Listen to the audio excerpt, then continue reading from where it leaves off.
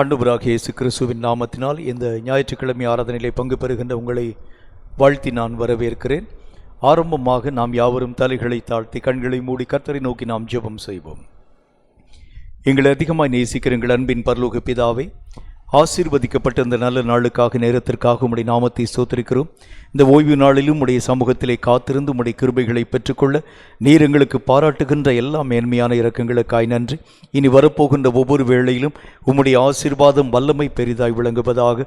எங்களுடைய ஒவ்வொரு பிரயாசத்திற்கும் ஏற்ற பலன்களை நாங்கள் எங்களுடைய வாழ்க்கையிலே பெற்றுக்கொள்ள ஆவியானவராகிய கர்த்தர் கிருபைகளை தந்து பாதுகாத்து பராமரிக்க வேண்டுமென்று உம்முடைய நாமத்தினால் நாங்கள் ஜெபிக்கிறோம். இனி வரக்கூடிய ஒவ்வொரு வேளையும் ஆண்டவருடைய ஆவியானவரின் கரங்களுக்குள்ளாக ஒப்புக் கொடுக்கிறோம். நீரே உம்முடைய நாமத்தை மகிமைப்படுத்தும், வல்லமைகளை விளங்க பண்ணும். இயேசு கிறிஸ்துவின் நாமத்தினால் வேண்டிக் கொள்கிறோம் எங்கள் பரிசுத்தமுள்ள நல்ல பிதாவே, ஆமேன் ஆமேன். கர்த்தருடைய நாமம் மகிமைப்படுத்தப்படுவதாக. ஆண்டவராகிய தேவனை பாடல்களின் மூலம் நாம் மெய்யாகவே கனப்படுத்த போகின்றோம். முதலாவது பாடலாக தேவனை கம்பீரமாய் பாடு, நம் தேவனை கம்பீரமாய் பாடு என்ற பாடலை கரங்களை தட்டி உற்சாகமாய் நாம் யாவரும் இணைந்து தேவனுடைய நாமத்தின் மகிமைக்கு ஏதுவாகவே இணைந்து நாம் பாடுவோம்.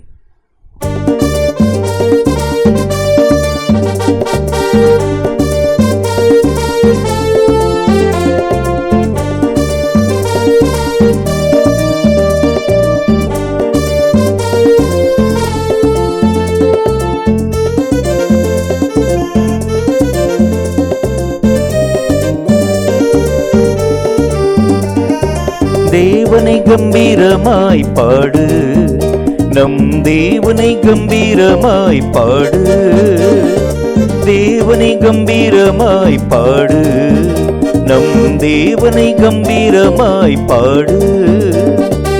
இந்நாளிலே எந்நாளுமே எக்காலம் போதுங்களே, இந்நாளிலே எந்நாளுமே எக்காலம் போதுங்களே.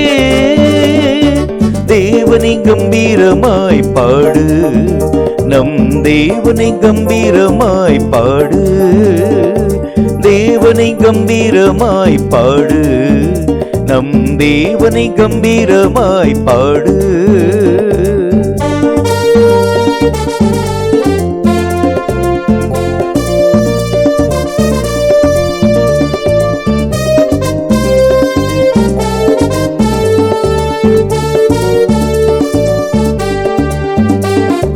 நியமித்த காலத்திலும் நம் பண்டிகை நாட்களிலும், நியமித்த காலத்திலும் நம் பண்டிகை நாட்களிலும் இனிமையான ஓசை எழுப்பி சங்கீதம் பாடுங்களே, இனிமையான ஓசை எழுப்பி சங்கீதம் பாடுங்களே.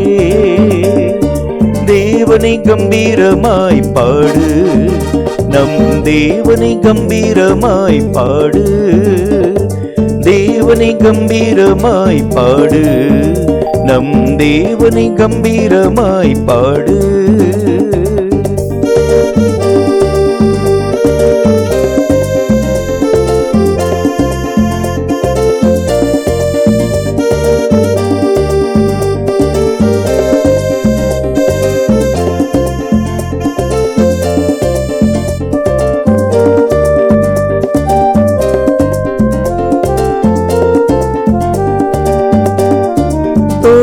சுமைக்கு நீக்கியே கைகளை கூடைக்கு நீங்களாக்கே, தோளை சுமைக்கு நீக்கியே கைகளை கூடைக்கு நீங்களாக்கியே. ரட்சித்தவர் அவர் அல்லவோ, இஸ்ரவேலின் தேவன் அல்லவோ, ரட்சித்தவர் அவர் அல்லவோ, இஸ்ரவேலின் தேவன் அல்லவோ. தேவனை கம்பீரமாய் பாடு, நம் தேவனை கம்பீரமாய் பாடு, தேவனை கம்பீரமாய் பாடு, நம் தேவனை கம்பீரமாய் பாடு.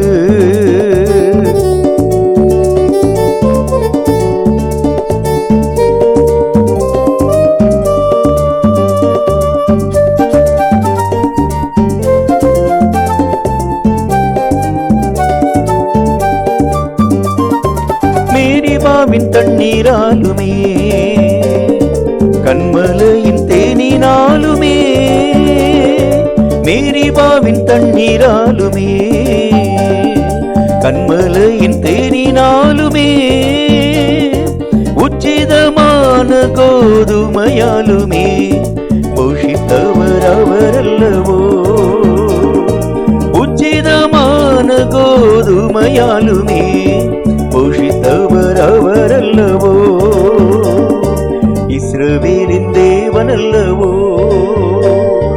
இயேசு கிறிஸ்து அவரல்லவோ தேவனை கம்பீரமாய் பாடு நம் தேவனை கம்பீரமாய் பாடு தேவனை கம்பீரமாய் பாடு நம் தேவனை கம்பீரமாய் பாடு இந்நாளிலே இந்நாளுமே எக்காலம் போதுங்களே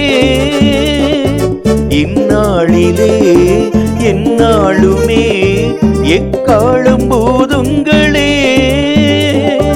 தேவனை கம்பீரமாய் பாடு நம் தேவனை கம்பீரமாய் பாடு தேவனை கம்பீரமாய் பாடு நம் தேவனை கம்பீரமாய் பாடு. கர்த்தருடைய நாமம் மகிமைப்படுத்தப்படுவதாக. இனி ஒரு பாடலின் மூலம் ஆண்டவராகிய தேவனுடைய நாமத்தை நாம் மகிமைப்படுத்துவோம். நான் கூப்பிட்ட நாளில் தானே இயேசு சுவாமி செவி கொடுத்தாரே. நாம் அழைக்கும் நம்முடைய ஒவ்வொரு சத்தத்தையும் ஆண்டவராகிய தேவன் செவி கொடுத்து கேட்டு நம்முடைய எல்லா விதமான குறைவுகளிலே நின்று நம்மை ரட்சிக்கும் தேவனாய் கடந்து வரப்போகின்றார். இந்த பாடலை நாம் யாவரும் உணர்ந்து ஆண்டவருடைய நாமத்தை மகிமைப்படுத்தும்படி இணைந்து பாடுவோமா?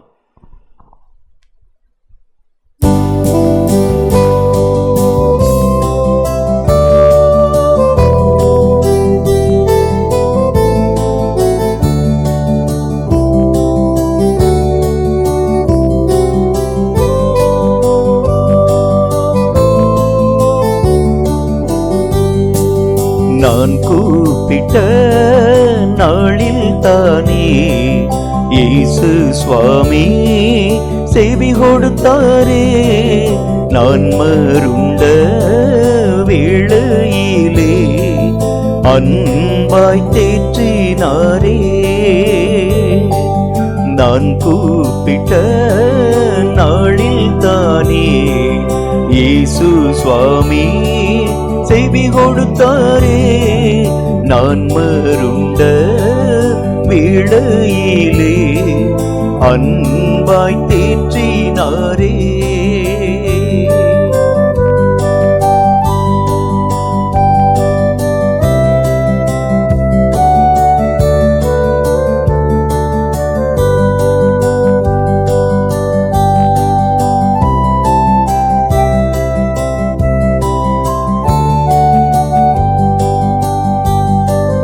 வறண்ட பூமி நிலத்தை போல நான் வாடி தவித்தேனே. என் வாழ்விலே ஜீவ ஊற்றாய் இயேசு வந்தாரே. வறண்ட பூமி நிலத்தை போல நான் வாடி தவித்தேனே. என் வாழ்விலே ஜீவ ஊற்றாய் இயேசு வந்தாரே. நான் கூப்பிட்ட நாளில் தானே இயேசு சுவாமி செவி கொடுத்தாரே. நான் மருண்ட வேளையிலே அன்பாய் தேற்றினாரே.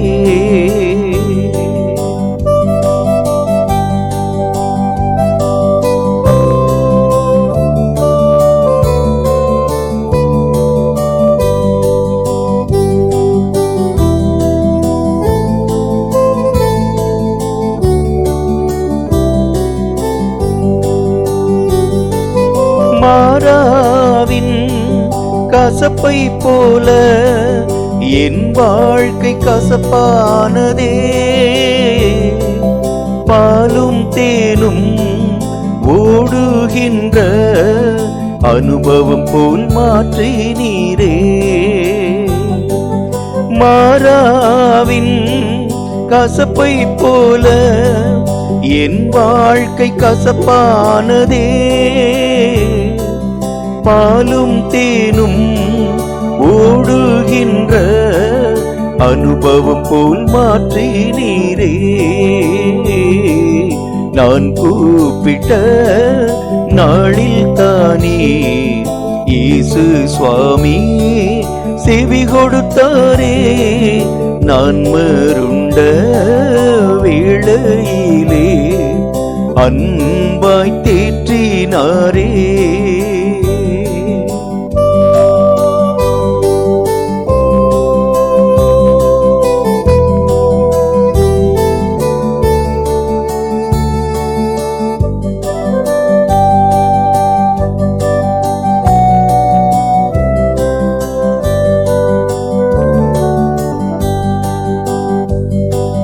கனி இல்லாத மரத்தை போல நான் வாடி நின்றேனே.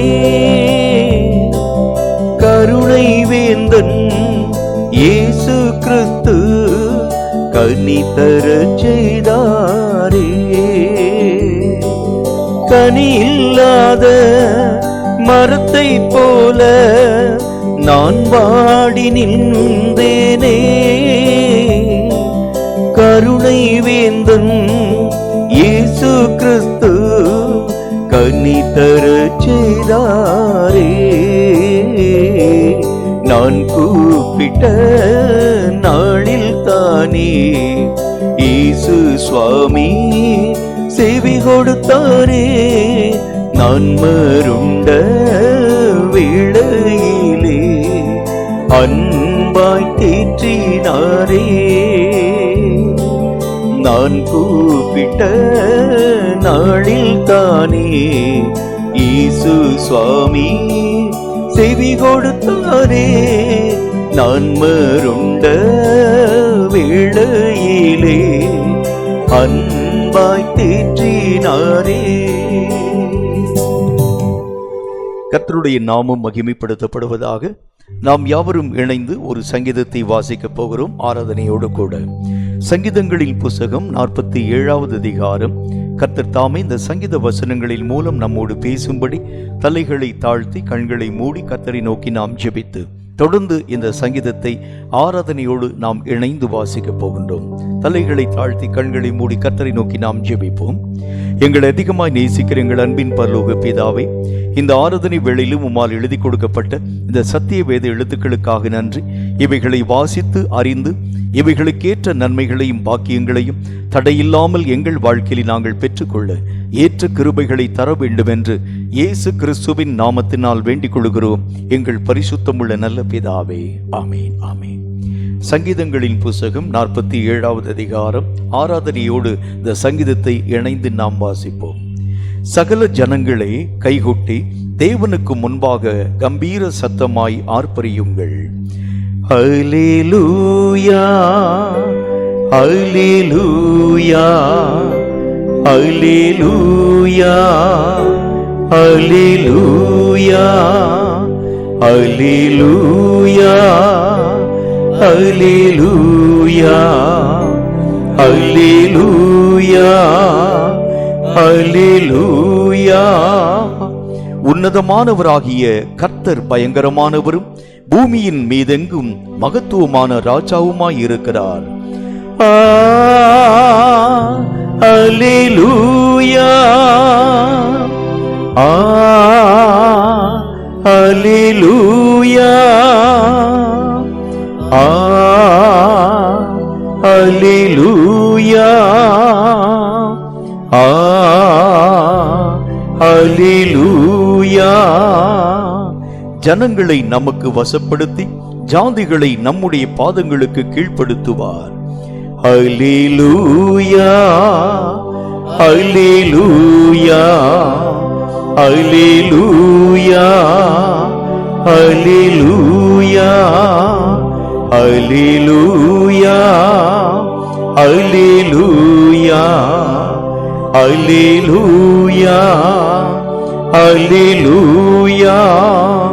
தமக்கு பிரியமான யாக்கோபின் சிறப்பான தேசத்தை நமக்கு சுதந்திரமாக தெரிந்தளிப்பார். அல்லேலூயா அல்லேலூயா அல்லேலூயா அல்லேலூயா. தேவன் ஆர்ப்பரிப்போடும் கர்த்தர் எக்கால சத்தத்தோடும் உயர எழுந்தருளினார். அல்லேலூயா அல்லேலூயா அல்லேலூயா அல்லேலூயா அல்லேலூயா அல்லேலூயா அல்லேலூயா அல்லேலூயா.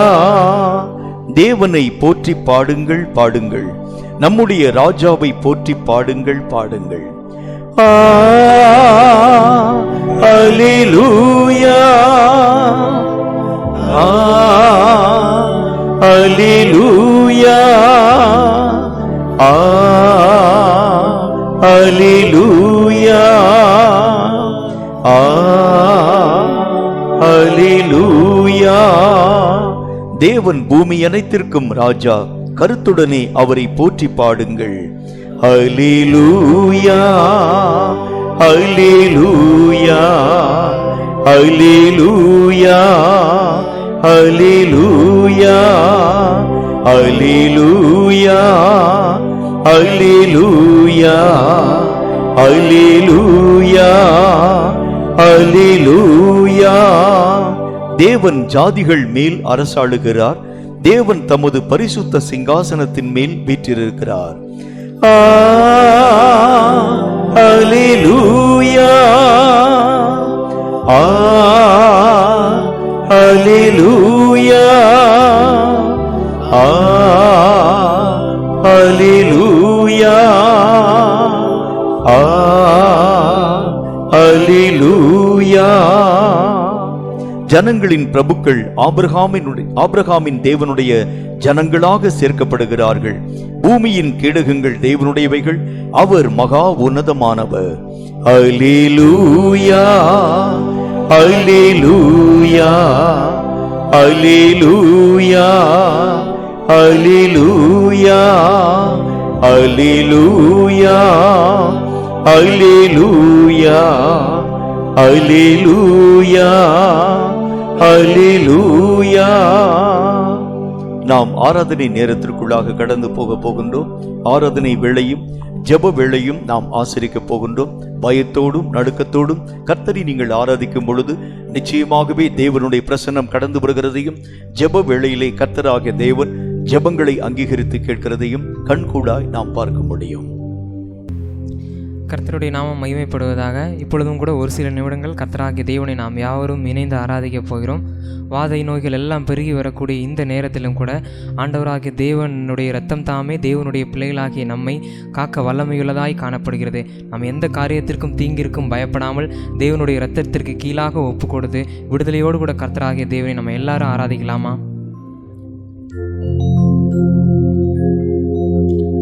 இரத்த கோட்டைக்குள்ளே நான் நுழைந்து விட்டேன், இனி எதுவும் அணுகாது, எந்த தீங்கும் தீண்டாது.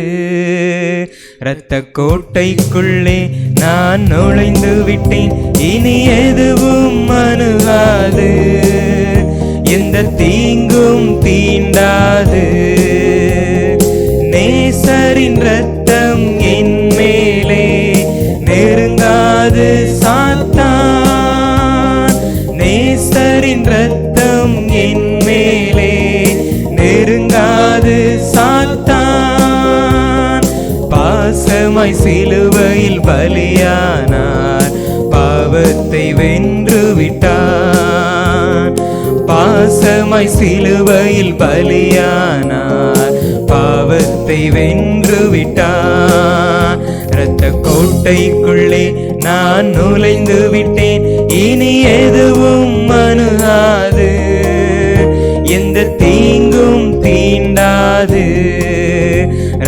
கோட்டைக்குள்ளே நான் நுழைந்து விட்டேன், இனி எதுவும் அல்லாது, எந்த தீங்கும் தீண்டாது.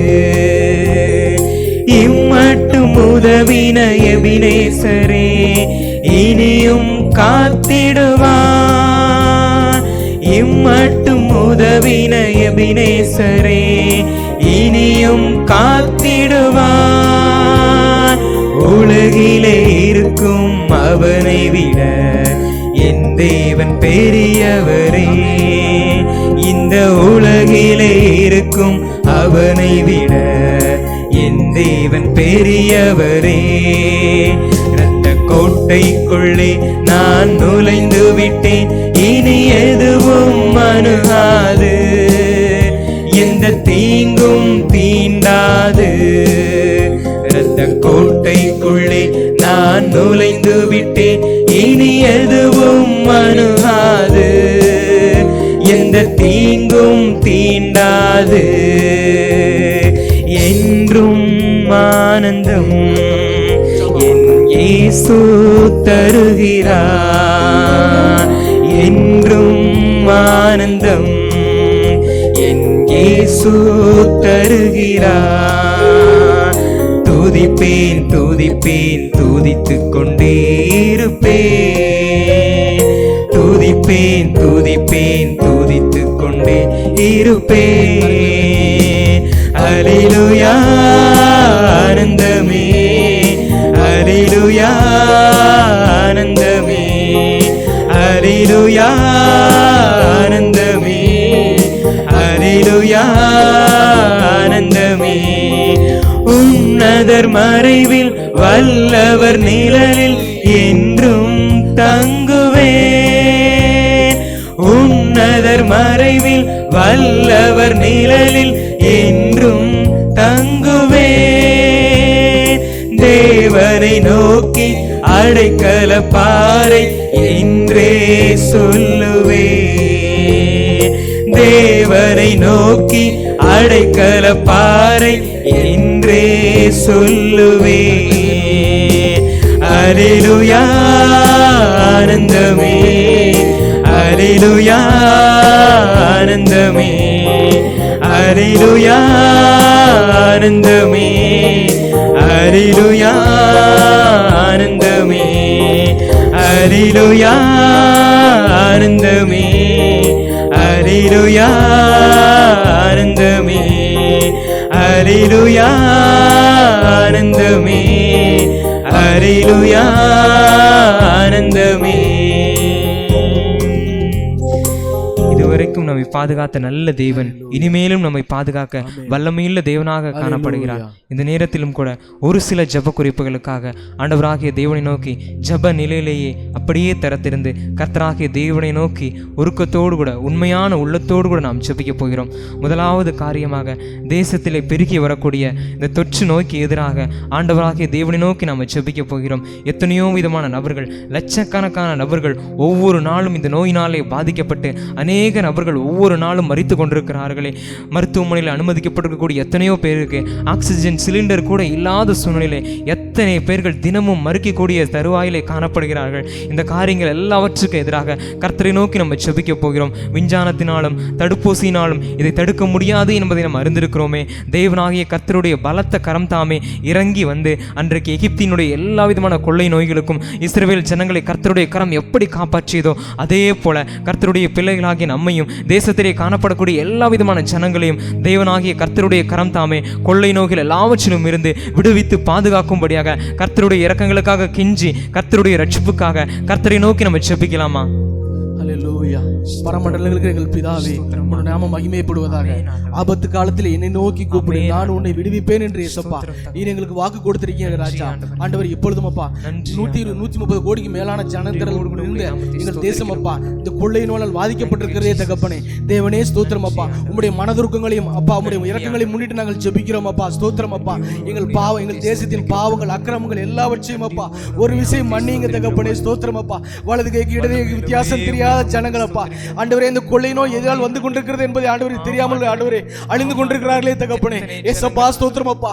ஆண்டவரே எங்கள் ஜனங்களுக்காக ஏசப்பா உம்முடைய பிள்ளைகளாகிய நாங்கள் அப்பா பரிந்து பேசுகிறோம் தகப்பனே. எங்கள் தேசத்தின் அக்கிரமங்களுக்கு தக்கதாக அப்பா எங்கள் தேசத்தை நீர் தண்டியாமல் ஆண்டவரே ஸ்தோத்திரம் அப்பா. எங்கள் தேசத்திற்கு ஆண்டவரே மனம் இறங்கி அப்பா எங்கள் தேசத்தை ரட்சிக்க வேண்டும் என்று நாங்கள் ஜெபிக்கிறோம் தகப்பனே. ஏசப்பா ஸ்தோத்திரம் அப்பா. உம்முடைய இரக்கங்களுக்காக நாங்கள் ஜெபிக்கிறோம் அப்பா. எங்களுடைய நீதியை சொல்லி அல்ல தகப்பனே, உம்முடைய இரக்கங்களை முன்னிட்டு நாங்கள் ஜெபிக்கிறோம் அப்பா. ஸ்தோத்திரம் அப்பா. ஆண்டவரே ஸ்தோத்திரம் ராஜா. ஆக்சிஜன் பற்றாக்குறையினால ஏசப்பா ஸ்தோத்திரம் பெற்ற பிள்ளைகளுக்கு முன்பதாகவே ஆண்டவரே தகப்பன்மார்களும் தாய்மார்களும் அப்பா பிள்ளைகளும் இறக்கிற அவ்வளவு நிலைமை எங்கள் தேசத்தில் வந்திருக்கிறது தகப்பனே. உலகத்திலேயே ஆக்சிஜன் உற்பத்தியிலே முதலிடம் நாங்கள் வைத்தாலும் அப்பா அப்பா நீர் எங்களுக்கு விரோதமாக நிற்கும் பொழுது தகப்பனே, உம்முடைய கரம் எங்களுக்கு விரோதமாக நிற்கும் பொழுது தகப்பனே, எங்களால் ஒன்றும் செய்ய முடியவில்லையே தகப்பனே.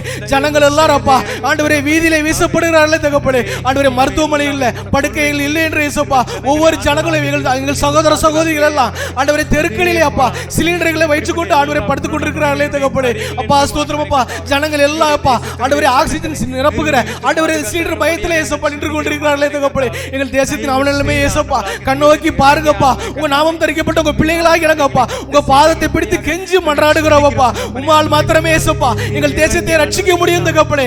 ஏசப்பா ஸ்தோத்திரம் ராஜா. தயவு செய்து ஏசப்பா ஆண்டவரே எங்கள் தேசத்தின் அக்கிரமங்கள் எல்லாவற்றையும் மன்னித்தப்பா எங்கள் தேசத்திற்கு இறங்கும்படியாக நாங்கள் ஜெபிக்கிறோம் அப்பா. சீக்கிரமாக அப்பா இந்த கொரோனா என்ற பொல்லாத ஆண்டவரே நோய் தொற்று எங்கள் தேசத்தை விட்டு ஆண்டவரை வெளியேற கர்த்தர் உதவி செய்வீராக தகப்பனே. எங்கள் தேசத்தில் ஆண்டவரே நாள்தோறும் அப்பா 2000க்கும் அதிகமான ஜனங்கள் பலியாகி கொண்டிருக்கிறார்களே தகப்பனே. ஆண்டவரே அவர்களுக்காக நாங்கள் பரிந்து பேசுகிறோம் அப்பா. தயவு செய்து எங்களுக்கு தேசத்துக்கு மனம் இறங்குங்க. தயவு செய்து எங்கள் தேசத்துக்கு மனம் இறங்குங்க அப்பா. அப்பா ஸ்தோத்திரம் அப்பா. நீர் தயவு செய்து ஏசப்பா எங்கள் தேசத்திற்கு மனம் இறங்கி அப்பா எங்கள் தேசத்திற்கு நன்மை செய்ய முடியாது நாங்கள் ஜெபிக்கிறோம் அப்பா. உம்முடைய நாமம் மகிமைப்படுவதாக. நாங்கள் செய்த ஜெபத்தின் பலனை ஏசப்பா சீக்கிரமாக நாங்கள் காணும்படியாக கர்த்தரை இறக்கம் செய்யுங்க அப்பா. இயேசுவின் நாமத்தில் ஜெபிக்கிறோம் பிதாவே. ஆமென். அப்படியாக நம்ம அடுத்த ஒரு ஜெப குறிப்புக்காக ஜெபிக்க போகிறோம். ஹல்லேலூயா.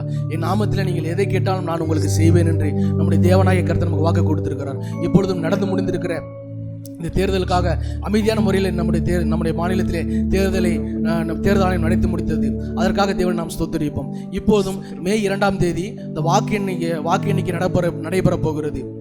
நாம் அநேக செய்தித்தாள்களையும் தொலைக்காட்சிகளும் பார்க்கிறோம். தேவையில்லாத வாகனங்கள் எல்லாம் அந்த இடத்துல வாக்கு எண்ணுகிற மையத்தில் பக்கத்தில் போய் இருக்கிற மாதிரி நாம் செய்திகளை நாம் பார்க்கிறோம்.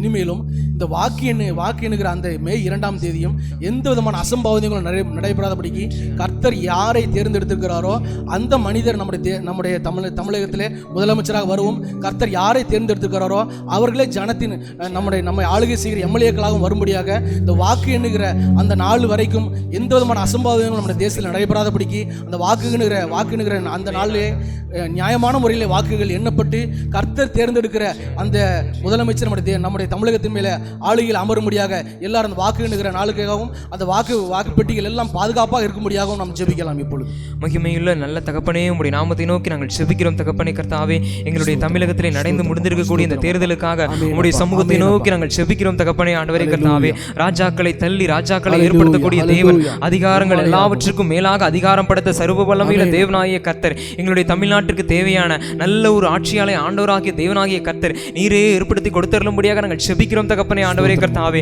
ஆண்டவரே மனிதர்களுடைய தந்திரத்தினாலே ஆண்டவரே கர்த்தாவே வாக்கு எண்ணிக்கையிலே எந்த முரண்பாடும் எந்த குளறுபடிகளும் ஏற்படுத்தப்படாதபடிக்கு ஆண்டவரே கர்த்தாவே அமைதியான முறையில் எப்படி தேர்தல் நடந்து முடிந்ததோ அதே போல ஆண்டவரே கர்த்தாவே அந்த மே 2ஆம் தேதியிலும் கூட ஆண்டவரே கர்த்தாவே அமைதியான முறையிலே கர்த்தாவே எந்த குளறுபடிகளும் முரண்பாடும் இல்லாமல் ஆண்டவரே கர்த்தாவே எல்லா விதமான காரியங்களும் எண்ணி முடிக்கப்பட்ட ஆண்டவரே கர்த்தாவே தேவனுக்கு சித்தமான நபர்கள் ஆண்டவரே கர்த்தாவே அந்தந்த தொகுதிகளிலே தேர்ந்தெடுக்கப்படும்படியாக நாங்கள் ஜெபிக்கிறோம் ஆண்டவரே கர்த்தாவே. தேவனுக்கு சித்தமான நல்ல ஒரு நபர் ஆண்டவரே கர்த்தாவே எங்களுடைய தமிழ்நாட்டின் முதலமைச்சர் ஆகும்படியாக நாங்கள் ஜெபிக்கிறோம் ஆண்டவரே கர்த்தாவே. ஆண்டவராகிய தேவனுடைய சித்தத்திற்கு ஆண்டவரே கர்த்தாவே விருப்பமான ஒரு நல்ல நபரை ஆண்டவராகிய தேவன் எங்களுக்கு ஏற்படுத்தி தந்தருளும் ஆண்டவரே கர்த்தாவே.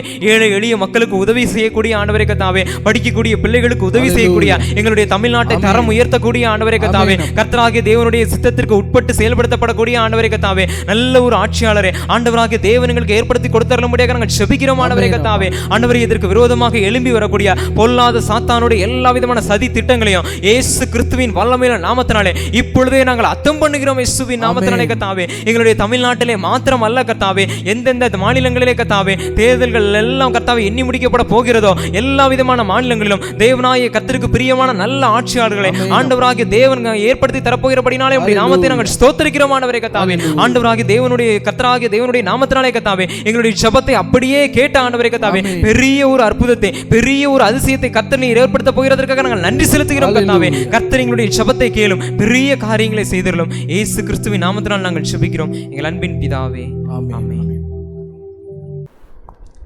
நல்ல ஒரு ஆராதனைக்குள்ளாகவும் ஜெப வேளையிலும் நாம் மெய்யாகவே பங்கு பெறும்படியான கிருபைகளை கர்த்தராகிய தேவன் நமக்கு தந்தார். கர்த்தருக்கே சகல ஸ்தோத்திரங்களும் கனங்களும் உருவாக்கப்படுவதாக. இப்பொழுது நாம் கர்த்தருடைய நாமத்தை கனப்படுத்தக்கூடிய ஒரு நேரம், கர்த்தருக்கு நாம் காணிக்கை செலுத்தக்கூடிய நேரம். நான் ஏற்கனவே உங்களுக்கு சொன்னதைப் போல ஒரு பவுல் ஒன்றை எடுத்து பக்கத்தில் வச்சுக்கோங்க. ஆண்டவருடைய நாமத்தை மகிமைப்படுத்தும்படியாக இந்த பாடல்களை பாடும் பொழுது காணிக்கைகளை நீங்கள் அந்த பவுலில் போட்டு நீங்கள் சேகரித்து வைத்து, ஏழை எளிய ஊழியக்காரர்கள் பக்கத்தில் உங்களுக்கு தெரிந்தவர்கள் யாராலும் இருக்கிறது உண்டானால் அவங்களுடைய கரங்களில் இந்த பணத்தொகைகளை ஒரு சில வாரங்களாக நீங்கள் சேகரித்து வைத்து நீங்கள் கொடுக்கிறது உண்டானால் அது அவர்களுக்கு மிகுந்த பிரயோஜனமாய் காணப்படும் என்கிறதில் சந்தேகம் ஒன்றுமில்லை. கர்த்தருக்கு நாம் கொடுக்கக்கூடிய ஒரு வேளைக்குள்ளாக கடந்து வருகின்றோம்.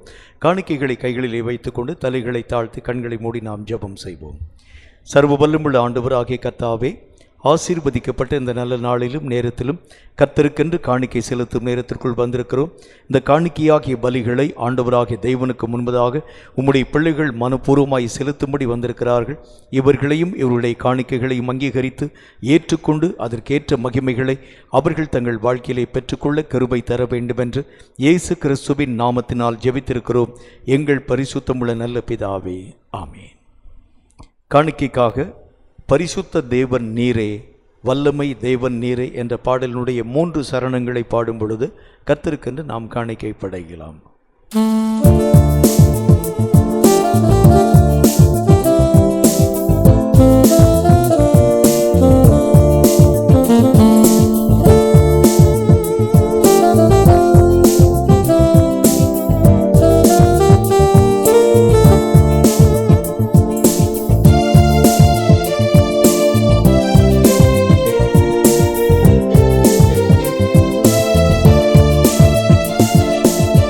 பரிசுத்த தேவன் நீரே, வல்லமை தேவன் நீரே, பரிசுத்த தேவன் நீரே, வல்லமை தேவன் நீரே, என்றென்றும் தொழுதிடுவோம் நாம் இயேசுவே உம் நாமத்தை, என்றென்றும் தொழுதிடுவோம் நாம். நீ தேவன் நீ ராஜா என்றும். பரிசுத்த தேவன் நீரே, வல்லமை தேவன் நீரே, பரிசுத்த தேவன் நீரே, வல்லமை தேவன் நீரே.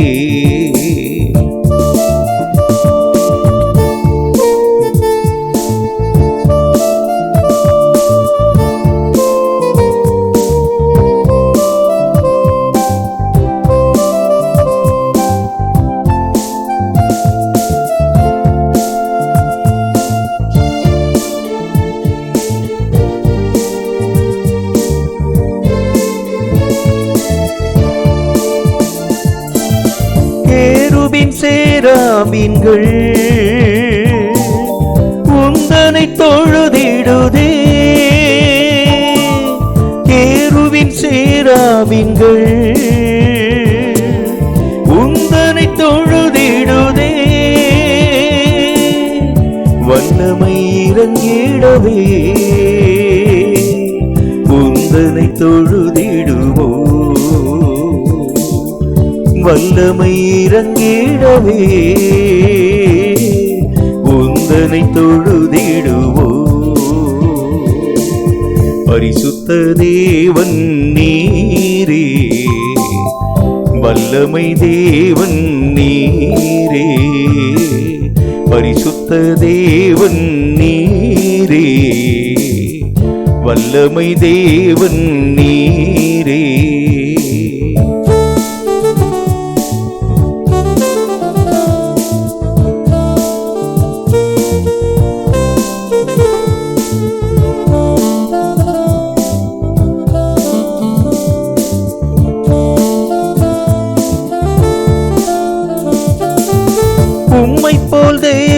இல்லை,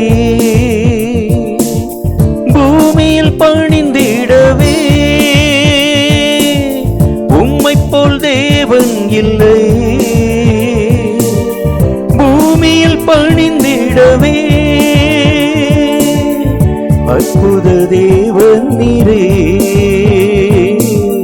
என்றென்றும் தொழுதிடுவோ. அற்புத தேவன் நீரே,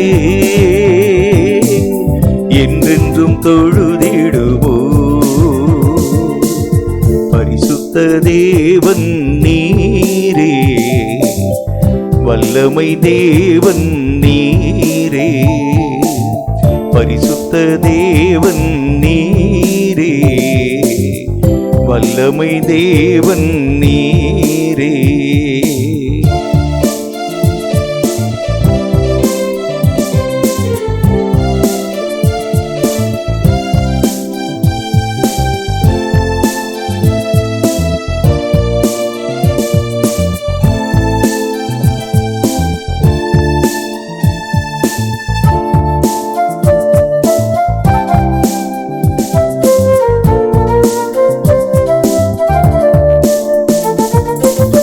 மேலான தேவன் நீரே,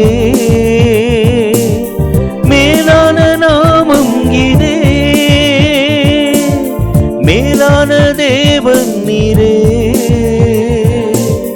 மேலான நாமம் இதே. மாந்தர்கள் பணிகின்றாரே, உம்மை தொழுதிடுவோ. மாந்தர்கள் பணிகின்றாரே, உம்மை தொழுதிடுவோ. பரிசுத்த தேவன் நீரே, வல்லமை தேவன் நீரே, பரிசுத்த தேவன் நீரே, வல்லமை தேவன் நீரே, என்றென்றும் தொழுதிடுவோம் நாம் இயேசுவே உம் நாமத்தை, என்றென்றும் தொழுதிடுவோம் நாம். நீ தேவன் நீ ராஜா என்றும், பரிசுத்த தேவன் நீரே, வல்லமை தேவன் நீரே, பரிசுத்த தேவன் நீரே, வல்லமை தேவன் நீரே. கொடுக்கப்பட்ட காணிக்கைகளுக்காக தலைகளை தாழ்த்தி கண்களை மூடி நாம் ஜெபம் செய்வோம். எங்களை அதிகமாய் நேசிக்கிற எங்கள் அன்பின் பரலோக பிதாவே, கர்த்தருக்கென்று நாங்கள் காணிக்கைகளை படைத்திருக்கிறோம். இந்த காணிக்கையாகிய பலிகளை நீர் அங்கீகரித்து ஏற்றுக்கொண்டு அவைகளுக்கேற்ற பலன்களை இம்மையிலும் மறுமையிலும் நாங்கள் பெற்றுக்கொள்ள ஆவியானவராகிய கர்த்தர் கிருபைகளை தந்து ஆசீர்வதிக்க வேண்டும் என்று இயேசு கிறிஸ்துவின் நாமத்தினால் வேண்டிக் கொள்கிறோம் எங்கள் பரிசுத்தமுள்ள நல்ல பிதாவே. ஆமேன், ஆமேன். இப்பொழுதும் கூட கர்த்தருடைய வார்த்தைகளுக்காக நாம் காத்திருக்க போகின்றோம். ஜெபத்தோடு காத்திருங்கள், கர்த்தர் நிச்சயமாய் நம்மோடு பேசுவார். ஆண்டவராகிய இயேசு கிறிஸ்துவின் நாமத்தினாலே உங்களை நான் வாழ்த்தி வரவேற்கிறேன். நம்முடைய தியானத்திலே பார்க்க போகின்ற வசனம் எபேசியருக்கு எழுதப்பட்ட நிருபம் 5வது அதிகாரம் 14வது வசனத்தை மீண்டும் ஒரு முறை வாசிக்க கேளுங்கள். எபேசியர் 5வது அதிகாரம் 14வது வசனம் இந்த வார்த்தையை சொல்கிறது. வாசிக்க கேளுங்கள். ஆதலால் தூங்குகிற நீ விழித்து, தூங்கக்கூடிய நீ விழித்து, மரித்தோரை விட்டு எழுந்திரு, மரித்தோரை விட்டு நீ எழுந்திரு. அப்பொழுது கிறிஸ்து உன்னை பிரகாசிப்பிப்பார் என்று சொல்லி இருக்கிறார். பிரகாசிப்பிப்பார் என்று சொல்லி இருக்கிறாரே. கர்த்தருடைய வேதம் நமக்கு சொல்லுகிறது, ஒவ்வொரு கிறிஸ்தவனும் எழுந்திருக்க வேண்டிய கால அந்த நிலைகளின் ஊடாக நாம் கடந்து வருகின்றோம். நமக்கு என்கின்ற ஒரு விழிப்பின் காலத்தை ஆண்டவராக தேவன் நமக்கு தந்தார். இந்த விழிப்பு பெற்றிருக்கக்கூடிய இந்த காலத்திலே ஒவ்வொரு கிறிஸ்தவனும் என்ன காரியமாகும்படி எழும்ப வேண்டும் என்கிற தலைப்பின் கீழாக அநேகம் விஷயங்களை கர்த்தர் நம்மோடு கூட பேசி கொண்டு வருகின்றார். அவர் சொல்லுகின்றார், ஒவ்வொரு கிறிஸ்தவனும் எழும்பி ஒவ்வொரு காரியங்களை உருவாக்கி கொண்டு வர வேண்டியது அவசியம். அவனவனுக்கு கொடுக்கப்பட்டிருக்கக்கூடிய அந்த நியமனத்தின்படியே அவனவன் அவனுக்கு வைத்திருக்கக்கூடிய அந்த அழைப்பின்படியே அவன் இயங்க வேண்டிய காரியங்களின் ஊடாக போக வேண்டும். ஆனால் இன்றைக்கு நமக்கு ஆண்டவராக தேவன் பேசக்கூடிய நல்ல ஒரு வார்த்தை என்ன என்றால், கர்த்தர் சொல்லுகின்றார், தூங்கக்கூடிய கிறிஸ்தவனாய் காணப்படக்கூடிய நீ விழித்து எழுந்து செய்ய வேண்டிய சில காரியங்களை நீ உன்னுடைய வாழ்க்கையிலே மெய்யாகவே உருவாக்க வேண்டும் என்கிற அடிப்படையின் கீழே கர்த்தர் நமக்கு பேசுகின்றார். எப்படி நாம் எழும்ப வேண்டும் என்று கர்த்தர் சொல்லுகிறார் பாருங்கள். ஏசாயா தீர்க்கதரிசியின் புத்தகம் 40வது அதிகாரம் 31வது வசனத்திலே ஒரு மனிதனுடைய எழுப்புதலுக்குரிய ஒரு தன்மை எப்படி எழும்ப வேண்டும் என்று கர்த்தர் பேசுகிறார். ஏசாயா 40:31 இந்த வார்த்தையை நமக்கு சொல்லுகிறது. வாசிக்க கேளுங்கள். கர்த்தருக்கு காத்திருக்கிறவர்களோ புதிய பலனை பெற்றுக்கொண்டு கழுகுகளைப் போல கழுகுகளைப் போல செட்டைகளை அடித்து எழும்புவார்கள். அவர்கள் ஓடினாலும் இளைப்படையார்கள், நடந்தாலும் சோர்ந்து போகார்கள். கர்த்தருடைய வேத புத்தகத்தில் பார்க்கிறோம், இளைப்பை அடையாமல் சோர்ந்து போகாமல் நீங்களும் நாளும் பலம் நிறைந்த ஒரு மக்களாக எழும்ப வேண்டும். இந்த கடைசி கால கிறிஸ்தவனுடைய அழைப்பு என்று சொல்லுகிறது, பலம் வாய்ந்த காரியங்களை சாதிக்கும்படி தேவன் உன்னிடத்திலும் என்னிடத்திலும் விசேஷமான காரியங்களை எதிர்பார்க்கிறேன் என்று சொல்லுகின்றார். ஒரு காலத்தில் நாம் பலவீனமான கிறிஸ்தவனாய் காணப்பட்டோம்.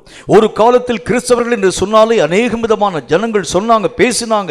அவங்க சொன்னாங்க, இந்த கிறிஸ்தவர்கள் எந்த காரியத்தையும் செய்ய மாட்டாங்க, இவர்களுடைய தேவனை நம்பி நம்பி நம்பி இவர்கள் பேசாமல் அமர்ந்திருப்பார்கள். எசேக்கியா ராஜாவினுடைய காலத்திலே ஆண்டவராகிய தேவனுடைய நாமத்தை சபிக்கக்கூடிய சிதேக்கியா என்கின்ற அந்த மனிதன் பேசுகின்றான்.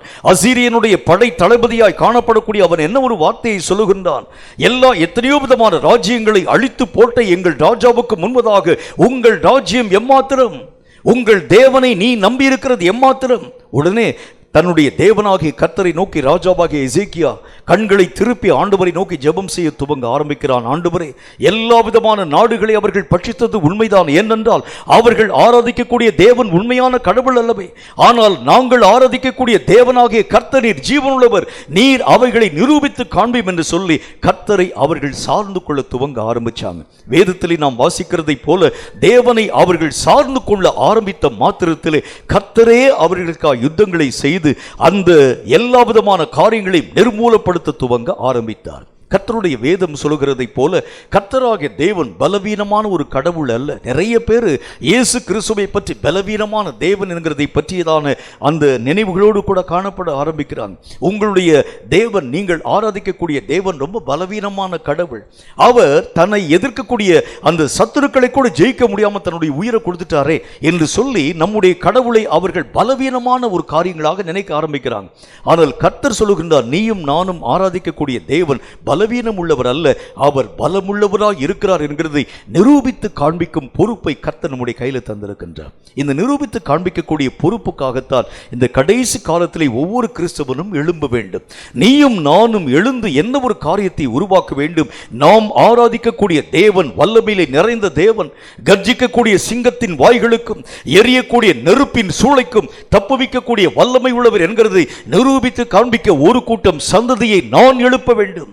அவர்கள் ஒவ்வொருவரும் எழும்பி நின்று கடைசி காலத்திலே பொல்லாத சாத்தானுடைய ஆதிக்கம் என்று காணப்படக்கூடிய இந்த நாட்களிலே, சாத்தான் அங்கிங்கெனாதபடி எல்லா இடங்களிலும் உலாவிக் கொண்டு வரக்கூடிய இந்த காலங்களிலே கர்த்தரே வல்லமையிலே நிறைந்தவர் என்கிறதை சாத்தானுடைய காரியங்களுக்கு முன்பதாய் நிரூபித்து காண்பிக்க உன்னையும் என்னையும் பலவானாய் எழும்ப வேண்டும் என்று கர்த்தர் நமக்கு சொல்லுகின்றார். இவ்வளவு நாள் வரைக்கும் எத்தனையோ காரியங்களை நீங்களும் நானும் கற்றுக்கொண்டது உண்டு. எத்தனையோ விஷயங்களை நாம் மெய்யாகவே அறியக்கூடிய ஒரு மக்களால் நாம் காண்பிக்கப்பட்டது உண்டு. ஆனால் இன்றைக்கு கர்த்தருக்கு தேவை பலமுள்ள கிறிஸ்தவனுடைய அந்த நிலை அவருக்கு தேவைப்படுகிறது.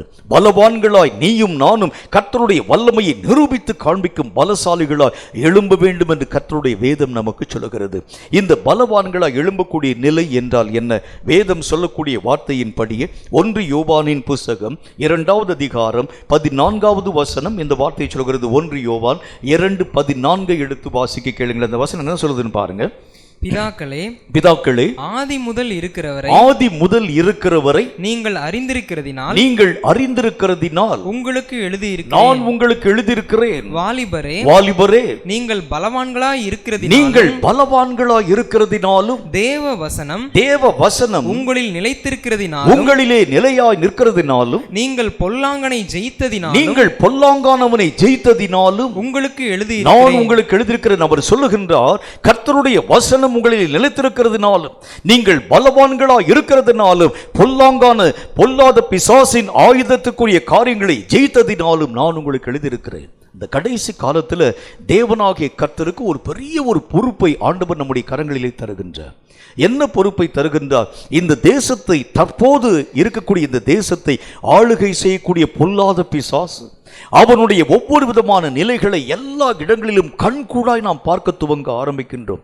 எத்தனை ஆயிரக்கணக்கான லட்சக்கணக்கான ஜனங்களை விழுங்கக்கூடிய இந்த பொல்லாத சாத்தான், எத்தனை மக்களுடைய உயிரை பலியாக வாங்கக்கூடிய இந்த பொல்லாத பிசாசு, எத்தனை சின்ன சின்ன அப்பாவி பிள்ளைகளுடைய அந்த கற்புகளை சூறையாடக்கூடிய பொல்லாத பிசாசு, இரத்த வெறி கொண்ட பொல்லாத பிசாசு, அநேகம் விதமான மக்களுடைய உரிமைகளை மெய்யாகவே பெற்றுக்கொள்ள முடியாமல் அவர்களை தற்கொலைக்கு நேராய் தூண்டக்கூடிய இந்த பொல்லாத பிசாசு இந்த உலகத்திலே எல்லா இடங்களிலும் வியாபித்துக் கொண்டு வருகிறதை கண்கூடாய் பார்க்கிறோம். இந்த காரியங்களை தடுத்து நிறுத்தக்கூடியவர்கள் யாருமே இல்லை. ஒரு காலத்திலே காணப்பட்ட அநேகம் விதமான தேவனுடைய பிள்ளைகள் வாழ்ந்த அந்த காலம், சகோதரன் தினகரன் போன்ற பெரிய பெரிய பரிசுத்தவான்கள் வாழ்ந்த அந்த காலத்தில் சாத்தான் இருந்த இடத்தை விட்டு வெளியவே வரல. அவன் ஏதோ ஒரு மூலையிலே ஒடுக்கம் நிறைந்தவனாய் காணப்பட துவங்கினான். ஆனால் இன்றோ அவனை தடுக்கக்கூடியவன் யாருமே இல்லாமல் இருக்கிறதுனால இப்பொழுது பொல்லாத பிசாசு வீரியம் கொண்டவனாய் தன்னுடைய ஸ்தானத்தை விட்டு வெளியே எழும்பி கடந்து வர துவங்கி இருக்கின்றான். இவனை அழித்து ஒழித்து அவனுடைய ஸ்தானங்களை நோக்கி அனுப்ப வேண்டிய பொறுப்பை தேவன் உன் கையிலும் என் கையிலும் நம்பி தந்திருக்கின்றான். நம்ம என்ன ஒரு காரியத்தை நம்ம யோசிக்கிறோம் பாருங்க. சும்மா ஒரு கிறிஸ்தவன் சொன்னால் ஏதோ வந்தோம், ஒரு பிரசங்கத்தை கேட்டால் எந்திரிச்சு போனோம், இதுதான் ஒரு கிறிஸ்தவ வாழ்க்கை. ஒவ்வொரு ஞாயிற்றுக்கிழமை என்றும் ஆராதனை என்கின்ற பேரில் ஆராதனைக்குள்ளாக வந்தோம். இங்கிருந்து போகக்கூடிய வழியில் போகக்கூடிய அந்த மார்க்கத்திலேயே இருக்கக்கூடிய நல்ல ஒரு சிக்கன் ஷாப்பாக பார்த்து அங்கே இருக்கக்கூடிய சிக்கனை வாங்கி நம்ம போய் நம்ம சாப்பிட்டு படுத்து தூங்கணும். இதுதான் ஒரு கிறிஸ்தவ வாழ்க்கை என்று சொல்லக்கூடிய ஒரு நிலை நம்முடைய வாழ்க்கையிலே காணப்பட்டது உண்டு. ஞாயிற்றுக்கிழமை என்று சொன்னாலே அது ஒரு நல்ல ஒரு விருந்தினுடைய நாள். நல்ல ஒரு என்டர்டெயின்மெண்ட் நமக்கு இருக்கணும். ஒரு சபை என்கின்ற ஒரு என்டர்டெயின்மெண்ட் நமக்கு இருக்கணும். ரெண்டாவது, விருந்துக்குரிய காரியம் நமக்கு இருக்கணும். இப்படித்தான் ஒரு கிறிஸ்தவனுடைய வாழ்க்கையினுடைய நிலைகள் காணப்பட்டது. ஆனால் இன்றைக்கு கர்த்தர் சொல்கின்றார், ஒரு கிறிஸ்தவனாய் காணப்படக்கூடியவனுக்கு இது மட்டுமல்ல, முக்கியமான ஒரு பணியை நான் வைத்திருக்கிறேன். எழும்பி நிற்கும் சாத்தானுடைய தன்மைகளை அழித்து ஒழுக்கக்கூடிய அந்த வல்லமை யாருடைய கரங்களை பொறுத்து அமைக்கப்படுகிறது? தேசத்திலே காணப்படக்கூடிய அரசியல்வாதிகள் இந்த காரியங்களுக்கு பொறுப்பேற்க முடியுமா? தேசத்திலே காணப்பட்டிருக்கக்கூடிய அநேகம் விதமான விஞ்ஞானிகள் இந்த சாத்தானை அழிக்கக்கூடிய பொறுப்புகளை ஏற்றுக்கொள்ள முடியுமா? தேசத்திலே காணப்படக்கூடிய பெரிய பெரிய செல்வந்தர்கள் இந்த காரியங்களை ஏற்றுக்கொள்ள முடியுமா? முடியாது. சாத்தானை அழித்து ஒழிக்க வேண்டிய பொறுப்பு உன் பொறுப்பும் என் பொறுப்பும் என்று கர்த்தர் சொல்கிறார். நம்ம தான் அதுக்கு இயங்கணும், நம்ம தான் எழும்பணும். நீயும் நானும் எழும்ப ஆரம்பித்தால்தான் இந்த சாத்தான் தன்னுடைய ஸ்தானத்திற்குள் கடந்து போவான். அந்த காரியங்களை நீயும் நானும் இயங்காது இருக்கக்கூடிய வரைக்கும் அவனுடைய எல்லைகளை அவன் விரிவாக்கி கொண்டே வர துவங்க ஆரம்பித்து விடுகிறான். கேட்கும் கர்த்தருடைய பிள்ளையை, நீ எழும்ப வேண்டும், பலவானாய் எழும்ப வேண்டும். சாத்தானை ஜெயிக்கக்கூடிய சத்துவம் பெற்றவனாய் நீயும் நானும் எழும்ப வேண்டியது அவசியம். இந்த சாத்தானை ஜெயிக்கக்கூடிய வழிமுறைகளை பற்றி அநேகம் காரியங்களை நாம் பார்த்து கொண்டு வருகின்றோம். எபேசியருக்கு எழுதப்பட்ட நிருபம் 6வது அதிகாரம் 11வது வசனத்திலே ஒரு வார்த்தை விதமாய் நமக்கு சொல்லப்படுகிறது. எபேசியர் 6:11 வாசிக்க கேளுங்கள். நீங்கள் பிசாசின் தந்திரங்களோடு, நீங்கள் பிசாசினுடைய தந்திரங்களோடு எதிர்த்து நிற்க திராணி உள்ளவர்கள் ஆகும்படி தேவனுடைய சர்வ ஆயுத வர்க்கங்களையும் தரித்துக் கொள்ளுங்கள். அவர் சொல்லுகின்றார், சாத்தானை எதிர்க்க வேண்டும் என்றால் சாதாரணமான வழிமுறைகளிலே உன்னாலும் என்னாலும் ஜெயிக்க முடிகிறது இல்லை. அன்றைக்கு ஆண்டவராகிய இயேசுவும் பொல்லாத பிசாசும் நேருக்கு நேராய் மோதக்கூடிய அந்த ஒரு சம்பவம், நேருக்கு நேராய் சாத்தானை தாக்கக்கூடிய பயங்கரமான ஒரு காலகட்டம். இந்த காலகட்டத்தில் என்ன நடக்குது பாருங்க. கர்த்தர் தன்னுடைய முழு பலத்தை பயன்படுத்தி பிசாசோடு கூட எதிர்த்து நிற்க துவங்க ஆரம்பிக்கின்றார். சாத்தானும் கூட தன்னுடைய முழு வலிமையோடு கூட இயேசு கிறிஸ்துவினுடைய வல்லமைகளை நசுக்கி போட வேண்டும். இயேசுனுடைய காரியம் இனி உலக அரங்கிலே எங்கும் காணப்படக்கூடாது.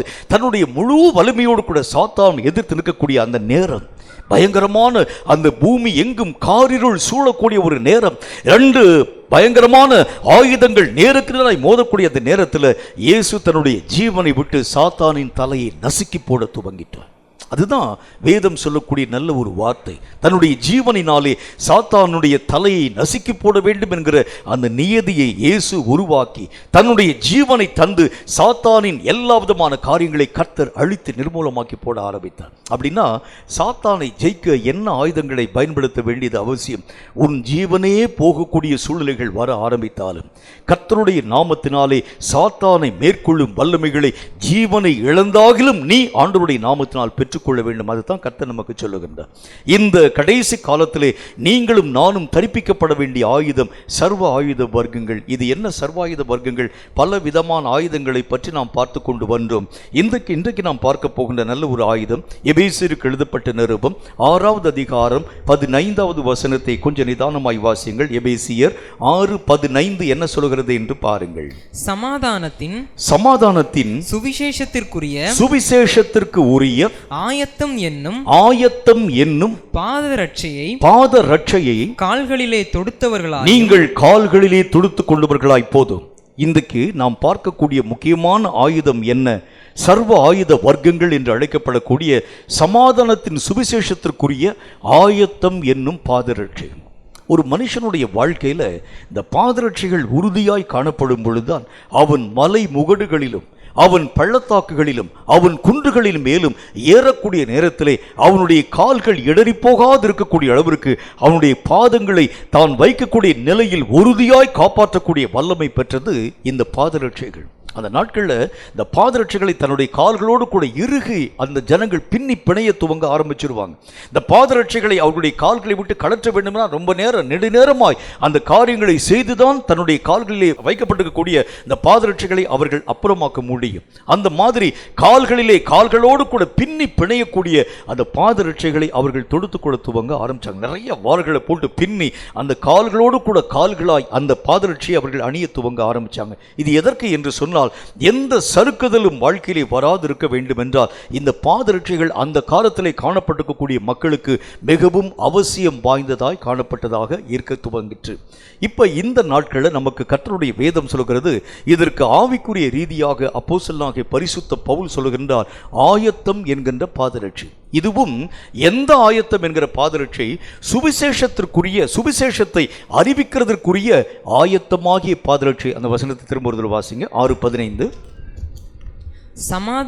சமாதானத்தின் சுவிசேஷத்திற்கு உரிய ஆயத்தம் என்னும் பாதரட்சையை நீங்கள் கால்களிலே தொடுத்துக் கொண்டவர்களாய். அந்த வசனம் சொல்கிறது சமாதானத்திற்குரிய சுவிசேஷமாகிய ஆயத்தம் என்னும் பாதரட்சை. ஒரு மனுஷனுடைய வாழ்க்கையில் ஊழியம் என்கிறதற்கு பல விதமான ஆயத்தங்கள் அவனுக்கு தேவைப்படுகிறது. நிறைய நேரங்களில் ஊழியம் என்று அழைக்கப்படக்கூடிய காரியத்தை ஜனங்கள் சர்வசாதாரணமாய் ஆசரிக்க துவங்க ஆரம்பிக்கிறாங்க. ஒரு முறை கர்த்தருடைய ஊழியத்திற்காக ஒரு பஸ்ஸில் ஆரம்ப நாட்களில் நான் கடந்து போன அந்த காலம், ஒரு நல்ல ஒரு ஊழியக்காரனை நான் சந்திக்க நேர்ந்தது. ஆரம்ப நாட்கள் என் கூட உடன் ஊழியராய் பணியாற்றினவர், பின்பு தனியாக பிரிந்து நிறைய பெரிய பிரபலமான ஊழியனாக அவர் மாற்றப்பட்டிருந்தார். ஒரு நாளில் பஸ்ஸில் நான் அவரை சந்திக்கக்கூடிய அந்த நேரத்தில் அவர் என்னை பார்த்த உடனே, அண்ணே நல்லா இருக்கீங்களான்னு சொல்லிட்டு பின் வரிசையில் உட்கார்ந்துருந்தவர் நான் ஏறக்கூடிய என்னுடைய இருக்கைக்கு பக்கத்தில் வந்து உட்கார்ந்து கொண்டார். எப்படின்னு இருக்கீங்க, நல்ல ஊழியம்னா பார்க்குறீங்களா என்கிறதை பற்றி அவர் என்னோடு கூட பேசினார். கர்த்தருடைய கிருபையினால் நல்லா இருக்கிறேன், நீங்கள் எப்படி ஊழியம் பார்க்குறீங்க என்கிறதை பற்றி நான் அவரோடு கூட பேசினேன். ஊழியம் என்னால் செய்து முடிக்க முடியலன்னு, எவ்வளோ ஊழியம், நிறைய ஊழியத்தை ஆண்டவராக தேவன் தந்திருக்கிறார், உங்களுடைய ஊழியம் எப்படி இருக்கிறது, எத்தனை ஊழியம் பார்க்குறீங்க அப்படின்னு கேட்டார். நான் சொன்னேன், ஒரு மாதத்திற்கு ஏறக்குறைய 2 ஊழியமோ 3 ஊழியமோ 4 ஊழியமோ நான் எடுத்து செய்கிறது வழக்கம், அப்படி தான் நான் செய்து கொண்டு வருகிறேன்னு சொன்னேன். அவர் சொன்னார், என்னென்ன இன்னும் அதே மாதிரி பழைய வாழ்க்கை வாழ்ந்து கொண்டு இருக்கிறீங்க, நான்லாம் பாருங்கள் ஊழியத்தினுடைய அடிப்படை என்று சொல்லக்கூடிய நேரத்தில் ஒரு மாதத்திற்கு ஏறக்குறைய 35-40 ஊழியத்தை நான் செய்கிறது வழக்கம் என்று சொன்னார். நான் கேட்டேன், ஒரு மாதத்துக்கு 30 நாள் அல்லது 31 நாள் தானே இருக்குது, 40 ஊழியம் 45 ஊழியம் எப்படி நீங்கள் செய்கிறது வழக்கம் என்கிறதை பற்றி நான் கேட்ட பொழுது, காலையில் ஒரு ஊழியம், மத்தியானம் ஒரு ஊழியம், ராத்திரி ஒரு ஊழியம் என்கிறதை பற்றி நிறைய ஊழியர்களை செய்து கொண்டு வருகிறேன். ஒரு வருடத்திற்கு ஏறக்குறைய 400 அல்லது 450 ஊழியங்களை நான் செய்கிறது வழக்கம் என்கிறதை பற்றி பேசினார். நான் அவரை பார்த்து கேட்டேன், சரி இந்த ஊழியம்லாம் செய்கிறீங்களே, இந்த ஊழியத்தினுடைய காரியத்தில் எப்படி நீங்கள் போய் பிரசங்கம் பண்ணுவீங்க, எப்படி நீங்கள் போய் கர்த்தருடைய வார்த்தைகளை அறிவிப்பீங்க, எப்படி நீங்கள் இந்த ஊழியத்துக்காக ஜெபம் பண்ணுவீங்க? 400 ஊழியத்தை 365 நாளுக்கு நீங்கள் 400 ஊழியத்தை செய்கிறது உண்டானால் எப்படி நீங்கள் ஆயத்தப்படுவீர்கள் என்று நான் சொல்லி கேட்டேன். ஆயத்தம்லாம் என்ன போய் படுறது, இந்த மாதிரி பஸ்ஸில் போகக்கூடிய வழியில் தான் ஆண்டவரே நான் அந்த ஊழியத்திற்கு போகிறேன், அந்த இடத்தை நீர் போய் ஆயத்தப்படுத்தும்னு சொல்லி நான் ஜெபம் பண்ணுவேன். சரி, பிரசங்கத்தை நீங்கள் எப்படி நீங்கள் ப்ரிப்பேர் பண்ணுவீங்கன்னு சொல்லி கேட்டேன். ஒரு பிரசங்கத்தை எடுக்கிறதுக்கு எனக்கெல்லாம் ரொம்ப கடினமாக இருக்கிறது. ஒரு வார காலம் கூட எனக்கு போதுமானதாக இருக்கிறது இல்லை. நிறைய நேரங்களை உட்கார்ந்து ஒவ்வொரு காரியங்களையும் ஆராய்ந்து பார்த்து தான் நான் பிரசங்கத்தை நான் ப்ரிப்பேர் பண்ணுகிறேன். நீங்கள் எப்படி இத்தனை விதமான காரியங்களுக்கு உரிய செய்திகளை தயார் பண்ண முடியும்? அவர் சொன்னார், அதெல்லாம் எங்கே தயார் பண்ணுகிறது, ஒரு வருடத்திற்கு ஒரு பிரசங்கத்தை நான் மையமாக வைத்துக் கொள்வேன். ஏன்னா நான் போகக்கூடிய சபைகள் எல்லாவற்றிலும் ஒரே பிரசங்கம்தான். இந்த வருஷத்திற்கு நான் எடுத்து வைத்திருக்கக்கூடிய பிரசங்கம், திமேயுவின் மகனாகிய பர்திமேயுவினுடைய கண்களை கர்த்தர் திறந்தார். இந்த வருஷத்தில் நான் போகக்கூடிய சபையில் எல்லா சபையிலும் இதே பிரசங்கத்தை தான் செய்வேன். நான் சபையிலே போய் எழுந்து நின்ற உடனே பரலோகத்தில் 2 அல்லேலூயா சத்தம் கேட்கும் என்று சொன்னார். யார் யாருன்னு கேட்ட உடனே அப்பாவாகிய திமேயுவும் மகனாகிய பர்திமேயுதோ நம்மால் எந்திரிச்சிட்டான் பாருங்க. இந்த வருஷம் ஃபுல்லாக நம்மளை தான் போட்டு தாளிச்சிருவான் பாருங்க. எல்லா காரியங்களையும் என்னை பற்றி தான் பேசிக்கொண்டு வரான்னு சொல்ல 2 பேரும் அங்கே அல்லேலூயா போட்டுட்டு இருப்பாங்க. இந்த வருஷம் முழுசுக்கு இதுதான் பிரசங்கம். இனி அடுத்த வருஷத்துக்கு வேறொரு பிரசங்கத்தை நான் தயார் பண்ணுவேன். வேதம் சொல்லக்கூடிய வார்த்தையின்படி பழைய காரியங்களை அறிவிக்கிறது உன்னுடைய வேலையும் என்னுடைய வேலையும் கிடையாது. தேவன் நம்முடைய கரங்களிலே கொடுத்திருக்கக்கூடிய கனமான ஊழியம். வசனத்தில் என்ன போடுவது தெரியுமா? ஆரோனை போல அழைக்கப்படாவிட்டால் ஒருவனும் தானாய் இப்படிப்பட்ட கனமான ஊழியத்திற்கு ஏற்படுத்தப்படுகிறது இல்லை. நீயும் நானும் அலட்சியமாய் இந்த ஊழியங்களை செய்யக்கூடாது. ஒரு காரியத்தை நீயும் நானும் செய்கிறதற்கு முன்பதாக தகுதியான ஆயத்தம், அதற்கு ஏற்ற ஒரு நல்ல ஒரு ப்ரிப்பரேஷன், இந்த ஊழியத்தை செய்யக்கூடிய வலிமை நம்முடைய வாழ்க்கையிலே உண்டா இல்லையா? நான் இந்த காரியங்களை செய்யும்படிக்காய் கடந்து போகின்றேன், இதற்கு ஏற்ற வழிமுறைகள், வாசல் முறைகள் கர்த்தராகிய தேவனால் திறக்கப்பட்டிருக்கிறதா இல்லையா? இவைகளை ஆராய்ந்து பார்க்காமல் நீயும் நானும் ஊழியத்தின் ஊடாய் போகக்கூடாது. அந்த நாட்களில் செய்திருக்கக்கூடிய ஊழியர்கள் அத்தனை விதமான ஜனங்களும் கனமாய் ஊழியங்களை செய்ய ஆரம்பிச்சாங்க. பயத்தோடும் நடுக்கத்தோடும் ஊழியங்களை செயல்படுத்த ஆரம்பிச்சாங்க. ஆண்டவராகிய தேவனுடைய வார்த்தை என்று சொன்னால் அதற்கேற்ற பயத்தோடும் நடுக்கத்தோடும். இன்னும் ஒரு காரியத்தை நான் உங்களுக்கு சொல்ல வேண்டியது அவசியம். வேதாகமத்தினுடைய திருப்பக்கூடிய காரியம், மூல மொழி என்று அழைக்கப்படக்கூடிய அரமேய மொழி அல்லது எபிரேய மொழியிலிருந்து வேதாகமங்கள் திருப்பக்கூடக்கூடிய அந்த ஆரம்ப காலம், அந்த காலத்தில் நிறைய ஜனங்கள் வேதாகமத்தை நம்முடைய மொழியிலே திருப்ப ஆரம்பித்தாங்க. தமிழ் மொழியில், இன்னும் நிறைய மொழியில் அவங்க திருப்ப ஆரம்பித்தாங்க. அப்படி ஒவ்வொரு முறையும் வேதாகமத்தை திருப்பும்போது நான் வாசித்த அந்த காரியத்தை உங்களுக்கு நான் சொல்ல வேண்டியது அவசியம். அவங்க அந்த இடத்துல வரக்கூடிய நேரத்தில் எழுதக்கூடிய வார்த்தையாக காணப்படக்கூடிய கர்த்தர் என்கின்ற வார்த்தை என்று வைத்துக் கொள்ளுங்கள், அல்லது தேவன் என்கிற வார்த்தை என்று வைத்துக் கொள்ளுங்கள், அல்லது யெகோவா என்கிற வார்த்தை என்று வைத்துக் கொள்ளுங்கள். இந்த வார்த்தையை அவர்கள் எழுதுகிறதற்கு முன்பதாக, யெகோவா என்கிற அந்த வார்த்தை எழுதுகிறதற்கு முன்பதாக, தேவன் என்கிற அந்த வார்த்தை, கர்த்தர் என்கிற வார்த்தை எழுதுகிறதுக்கு முன்பதாக 7 தடவை போய் குளிச்சுட்டு வருவாங்க. யோசிச்சு பாருங்க, 7 முறை போய் அவங்க ஸ்நானம் பண்ணிட்டு அந்த கர்த்தர் என்கின்ற அந்த வார்த்தை எழுதுகிறதுக்கு முன்பதாக பயத்தோடும் நடுக்கத்தோடும் கண்ணீரோடு ஜெபம் பண்ணுவாங்க. ஆண்டவரே, உங்க பேரை நான் எழுத போறேன், உங்க வார்த்தை நான் சொல்ல போறேன், கர்த்தர் என்கிற அந்த ஒரு பதத்தை நான் எழுத போகின்றேன். இந்த பதம் மகா பெரிய வல்லமை பெற்ற சக்தி பெற்ற ஒரு வார்த்தை. இந்த வார்த்தை எழுத எனக்கு தகுதியே இல்லை ஆண்டவரே, என்றாலும் கூட நீர் என்னை தகுதிப்படுத்தும் என்று சொல்லி ஒவ்வொரு எழுத்தாக பயத்தோடும் நடுக்கத்தோடும் அவர்கள் எழுதுகிறது வழக்கம். ஆனால் இன்றைக்கு கர்த்தருடைய வார்த்தையை நீயும் நானும் எப்படி பிரசங்கம் பண்ற பாருங்க, எப்படி நம்ம பேசுறோம் பாருங்க. கர்த்தருடைய காரியங்களை எவ்வளவு, அதாவது இந்த ஜோக்குகள்லாம் கர்த்தருடைய வார்த்தையை பயன்படுத்துகிறதை பார்க்க முடியும். வேதம் சொல்லக்கூடிய நல்ல ஒரு வார்த்தையின் படியே தேவனுடைய காரியம் என்று சொன்னால் அதற்கு ஏற்ற ஆயத்தம் உனக்கும் எனக்கும் வர வேண்டியது அவசியம். ஊழியம் என்கிறது நீங்களும் நானும் நினைக்கிறது மாதிரி சாதாரணமான வகைப்பட்டது அல்ல. ஆரம்ப நாட்களில் நாங்கள் கற்றுக்கொண்ட ஊழியத்தினுடைய காரியம் எப்படிப்பட்டது? ஒரு விஷயத்தை, கர்த்தருடைய காரியத்தை, ஒரு காரியத்தை நாம் செய்கிறது உண்டானால் அதற்கேற்ற தகுதியை, திராணியை, முதல் காரியம் 1 வார காலமும் ஃபாஸ்டிங்ல இருந்து நாங்கள் பெற்றுக்கொள்ள வேண்டும். 1 வார காலம் ஃபாஸ்டிங் இருக்கணும், உபவாசம் பண்ணணும். ஒவ்வொரு மீட்டிங்க்கு நாங்கள் கடந்து போகிறதற்கு முன்பதாக, ஆரம்ப நாட்களில் ஊழியத்திற்காக கடந்து போகக்கூடிய காலங்களுக்கு முன்பதாக 1 வார காலம் இரவும் பகலும் ஓயாமல் புசியாமலும் குடியாமலும் உட்கார்ந்து ஜெபம் பண்ண துவங்க ஆரம்பிப்போம். அந்த ஊழியத்திற்குள்ளாக போகக்கூடிய அந்த நாளில் 3 நாள் கன்வென்ஷன் வைத்துக் கொள்ளுங்கள், 3 நாள் ஃபாஸ்டிங்கோடு கூட தான் இருந்து காரியங்களை செய்கிறது வழக்கம். ஊட்டி என்கின்ற பட்டணத்திற்கு ஊழியத்திற்கு ஒரு முறை அழைத்திருந்தார்கள். நான், என்னுடைய சகோதரன், இன்னும் ஒரு 2-3 சகோதரர்கள் கடந்து போயிருந்தோம். அந்த ஊட்டி பட்டணத்தில் வந்திருக்கக்கூடிய அந்த எங்களை ஏற்பாடு செய்திருக்கக்கூடிய நல்ல அந்த நண்பர்கள் எங்களோடு கூட பேச ஆரம்பித்தாங்க. அவங்க கேட்டாங்க, இந்த ஊட்டி பட்டணத்தில் 4 நாட்கள் கன்வென்ஷனுக்கு வந்திருக்கிறீங்க, ஒவ்வொரு நாளும் எந்தெந்த பகுதியை நீங்கள் போய் சுற்றி பார்க்க வேண்டும்? பக்கத்தில் இருக்கக்கூடிய அநேக விதமான பகுதிகள் உண்டு, அநேக விதமான காட்டு பகுதிகள் உண்டு, ஊட்டியிலே சுற்றி பார்க்கக்கூடிய அநேக விதமான மலை பிராந்தியங்கள் உண்டு.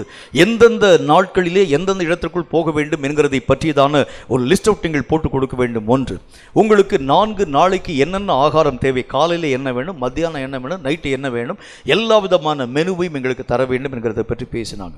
என்னுடைய சகோதரன் ஒரே ஒரு வார்த்தை சொன்னார். என்ன ஒரு வார்த்தை சொன்னார்? இந்த 4 நாட்களும் நாங்கள் உபவாசம் பண்ணுவோம். இந்த 4 நாட்களிலே ஒவ்வொரு நாள் இரவு நேரத்தில் மட்டும் சும்மா ஒரு லைட்டான ஒரு ஃபுட்டை மாத்திரம் நீங்கள் கொடுத்தா போதும், சும்மா ஒரு இட்லி மாதிரி ஏதாச்சும் ஒரு லேசான ஒரு ஆகாரத்தை கொடுத்தால் போதும். 4 நாட்களும் இங்கும் அங்கும் நாங்கள் அறையை விட்டு வெளியே வரவே மாட்டோம். அந்த கூட்டத்திற்கு உரிய அந்த நேரத்துக்கு மட்டும்தான் ரூம் விட்டு நாங்கள் வெளியே வருவோம். மற்ற நேரங்கள் எல்லாவற்றையும் நாங்கள் உபவாசம் பண்ணி ஜெபிக்க போகிறோம். அந்த வார்த்தையை கேட்ட மாத்திரத்தில் ஊழியத்திற்கு எங்களை அரேஞ்ச் பண்ணியிருக்கக்கூடிய அந்த மனிதர்களிலே ஒருவர், இத்தனை நாட்கள் எத்தனையோ விதமான ஊழியக்காரரை வச்சு நாங்கள் நடத்திருக்கிறோம், ஒருவருடைய வாயிலும் கூட இப்படிப்பட்ட வார்த்தை வந்து காலையில் எந்திரிச்சோடனே தொட்டப்பட்ட அசகரத்துக்கு போகணும், அப்புறம் மத்தியானத்துக்கு அந்த இடத்துக்கு போகணும், அப்புறம் இந்த ஒரு மலைக்கு போக வேண்டும் என்று சொல்லி நிறைய மெனுக்களை கொடுக்கக்கூடிய மக்களுக்கு மத்தியில் 4 நாளும் வெளியே எங்கும் அங்கும் போகாமல் உட்கார்ந்து ஜெபிக்கிறோம் என்று சொல்கிறீர்கள் என்று சொல்லி ரட்சிக்கப்படாது இருக்கக்கூடிய அந்த மனுஷன், அதாவது அந்த கமிட்டியில் இருக்கக்கூடிய அந்த மனிதன் இந்த வார்த்தையை கேட்ட மாத்திரத்தில் ஆண்டவராகிய தேவனை ஏற்றுக்கொண்டார். எதுக்கு சொல்றேன்? ஊழியம் என்று சொல்கிறது நீங்கள் நானும் நினைக்கிற மாதிரி விளையாட்டுத்தனமான ஒரு காரியம் அல்ல. ஒரு வேத வசனத்தை வாசிக்கிறதுக்கு முன்பதாக அந்த வசனங்களுக்காக நீ ஜெபம் பண்ணு. ஒரு பிழை கூட உன்னுடைய வாயில வந்துடக்கூடாது, ஒரு தப்பிதம் கூட வரக்கூடாது. ஏனென்றால் அது கர்த்தருடைய வார்த்தை. இதுல எந்த ஒரு தவறை நீயும் நானும் செய்கிறது உண்டானால் கூட உண்டான பலன்களை நாம் நம்முடைய வாழ்க்கையில பெறணும். பயத்தோடும் நடுக்கத்தோடும் கர்த்தராகிய தேவனை சேவிக்க வேண்டும். சங்கீதம் 2வது அதிகாரத்தில் என்ன போட்டுக்கு பாருங்க, கர்த்தராகிய தேவனை பயத்தோடும் நடுக்கத்தோடும் கர்த்தரை சேவியுங்கள், பயத்தோடு சேவியுங்கள், நடுக்கத்தோடு கூட அவரில் களி கூற வேண்டுமாம். வசனம் போட்டுக்கக்கூடிய வார்த்தை, உங்கள் தேவனாகிய கர்த்தர் பட்சிக்கும் தேவன்.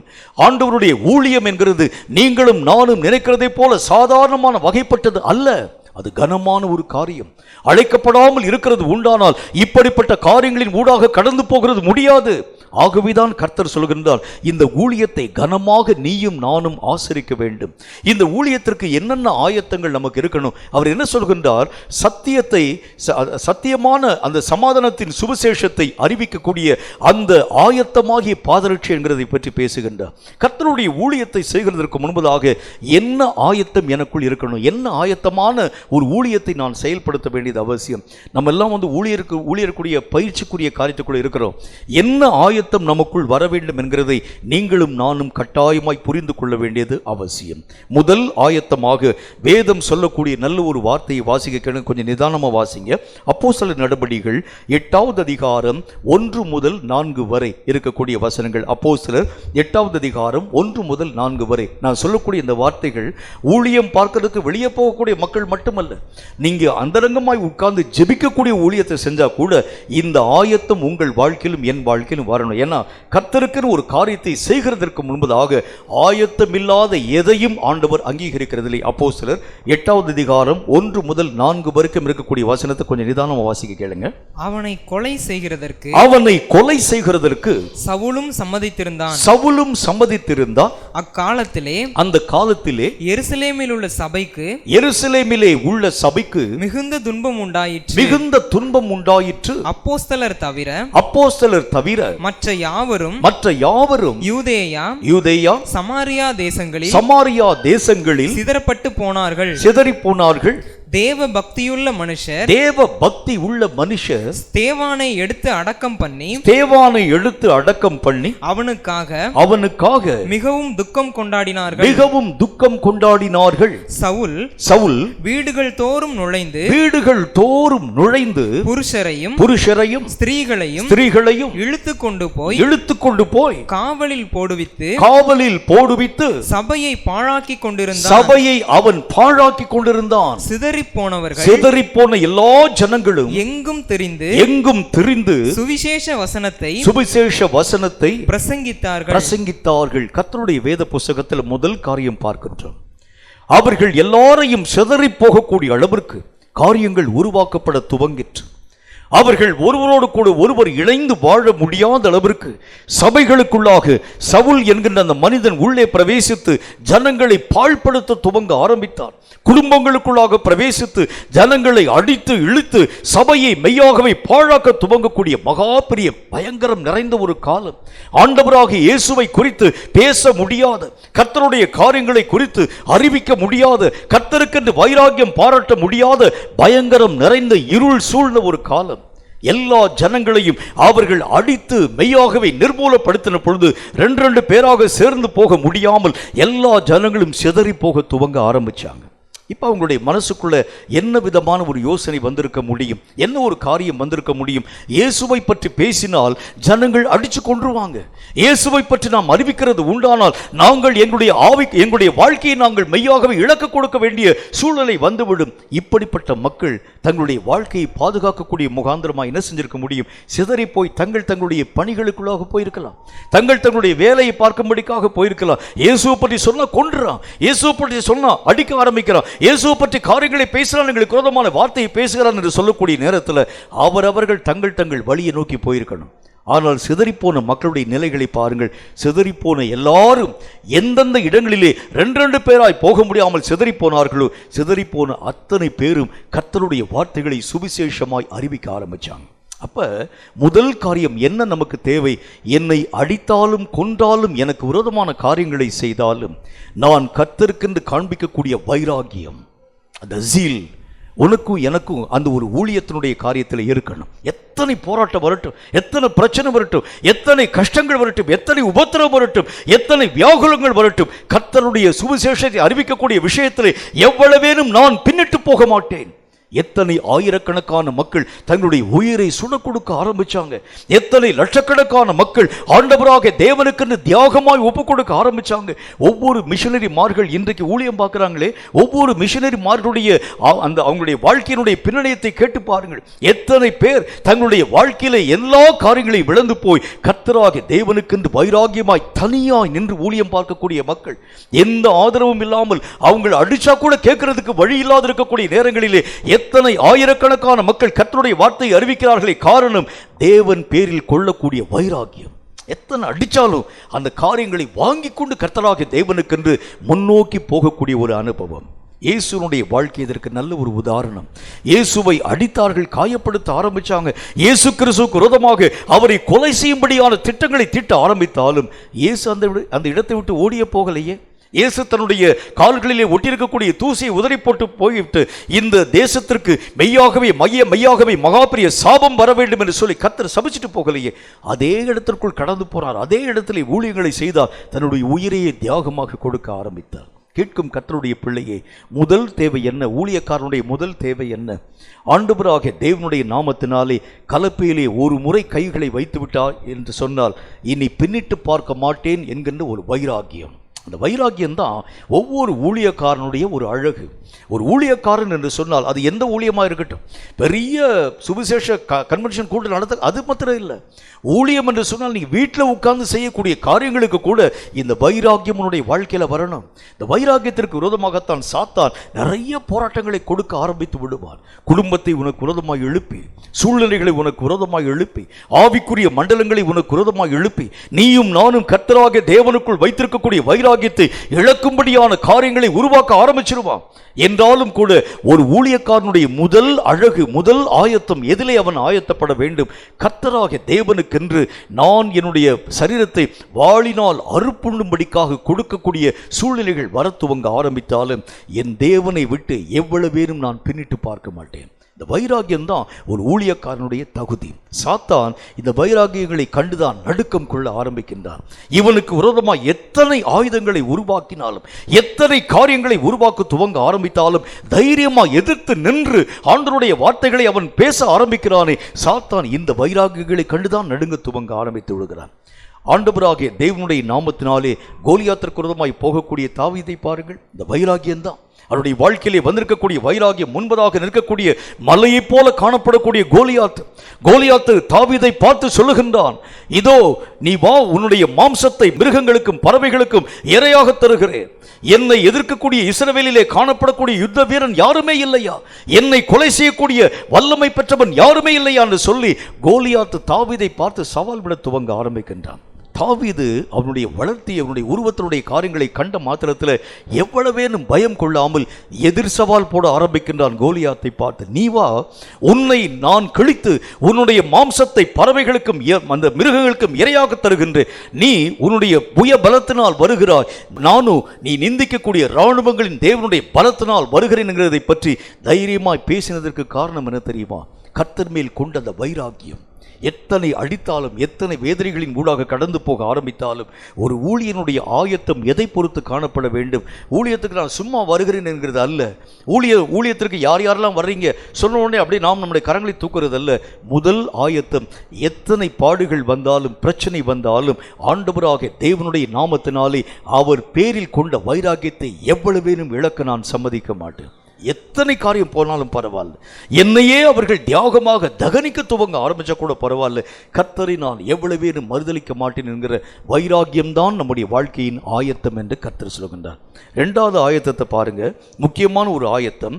வேதம் சொல்லக்கூடிய வார்த்தையின்படி 2 கொரிந்தியரின் புஸ்தகம் 4வது அதிகாரம் 4 முதல் 6 வரைக்கும் இருக்கக்கூடிய வசனங்களை சற்று ஆழமாய் வாசிக்க கேளுங்கள். 2 கொரிந்தியர் 4வது அதிகாரம் 4 முதல் 6 வரை இருக்கக்கூடிய வசனங்களை வாசிக்க கேளுங்கள். தேவனுடைய சாயலாய் இருக்கிற கிறிஸ்துவின் மகிமையான சுவிசேஷத்தின் ஒளி அவிசுவாசிகளாகிய அவர்களுக்கு பிரகாசமாய் இராதபடிக்கு இப்பிரபஞ்சத்தின் தேவனானவன் அவர்களுடைய மனதை குருடாக்கினான். நாங்கள் எங்களையே